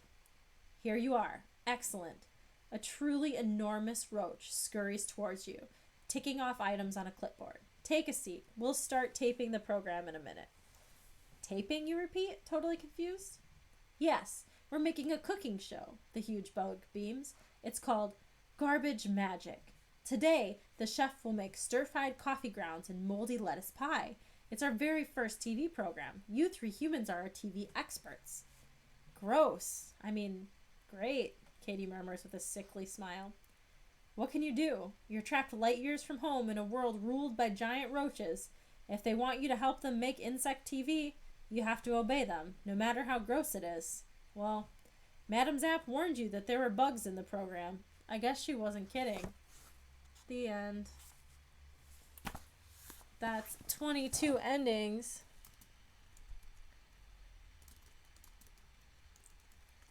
And I got nothing left, you guys. I think we did the whole thing. I think that's it. We did it. We did it. Congratulations, everyone. Look at that. Okay. So, all that's left is to decide on a book for next week. We did it. Man, I want to sing that like Dora the Explorer song now, right? Like, we did it. We did it. We did it. Hooray! Then we talk about all the things we did. We drank the lemon custard alien blob, and we did some other stuff. Okay, here's all the books that we already read. You guys, I'm gonna run out of books. I mean, in like a month and a half. Okay, and then this one behind me. So here's all of the books that we read already, and then here's the books I haven't read yet. So we're halfway through my collection, but I only have half the collection. So there are still many more that I could purchase over time to keep us going. So we've got several options here. We've had some that like keep getting brought up, are kind of the top ones here. Alone in Snakebite Canyon has been pretty popular. Secret Agent Grandma as well. And Trapped in Batwing Hall, which was referenced in this one. Those were the three that have gotten the most votes so far at the ends, other than the ones we've actually chosen. But I also have Scream of the Evil Genie, Curse of the Creeping Coffin, A Night in Werewolf Woods, and A Night in Screaming Armor. So I know Ashley's been begging for Snakebite Canyon for like a while now.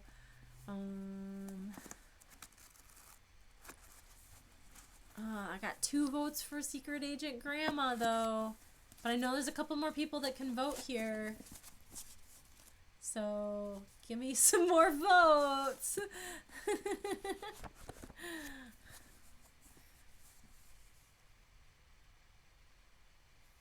I feel like Tim is still here, and we've got like Luda and Aiko are still here, and Ivy is still here, and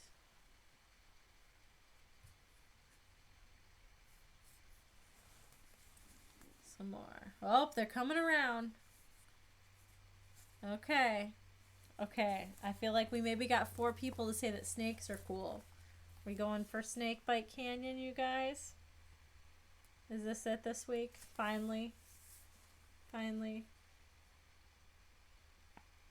It's not a snake? That's a snake? Why'd you say it's not a snake? I'm so confused. This is a snake.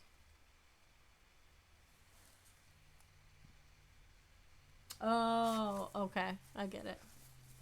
I got it. I got it.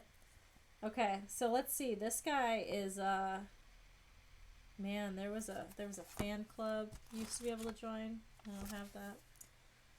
Want to fly like an eagle?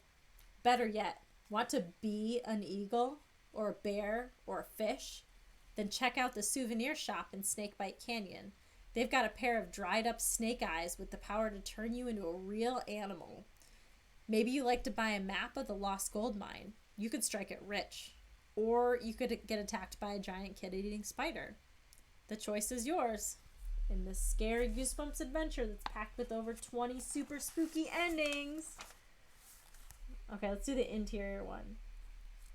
Are you scared of snakes? Then don't buy the magic snake eyes at the gift shop in Lone Star National Park. True, they'll turn you into some cool animals, but the original owner wants them back, and he's one angry old rattlesnake. You could get a map of a gold mine instead. You might strike it rich. On the other hand, you might end up dead, and that would make it hard to get your money back. This is your camping trip, so you decide what will happen. So, There we go. We're going Snakebite Canyon, friends. Thank you for... No, the previous owner of the snake eyes is an old rattlesnake. Because they were his eyes. Get it? Get it? It was funny. Oh, it was perfect. Oh, you guys are awesome. Thank you for hanging out with me and giving me something to do. And I get to like decorate all this cool stuff. Figure out some cool stuff to put behind me for next week. I got this like little human in a jar back here. I don't know if you guys saw a little jarred human. Yeah. Try to get some stuff that's weird. Okay, cool. I gotta go to bed because I gotta work in the morning because work's a thing again, but maybe I just won't work Friday, Saturdays after this week once I have somebody else to help me in the store. So thank you all. I love you, and you guys rock for sticking with me. You're the best.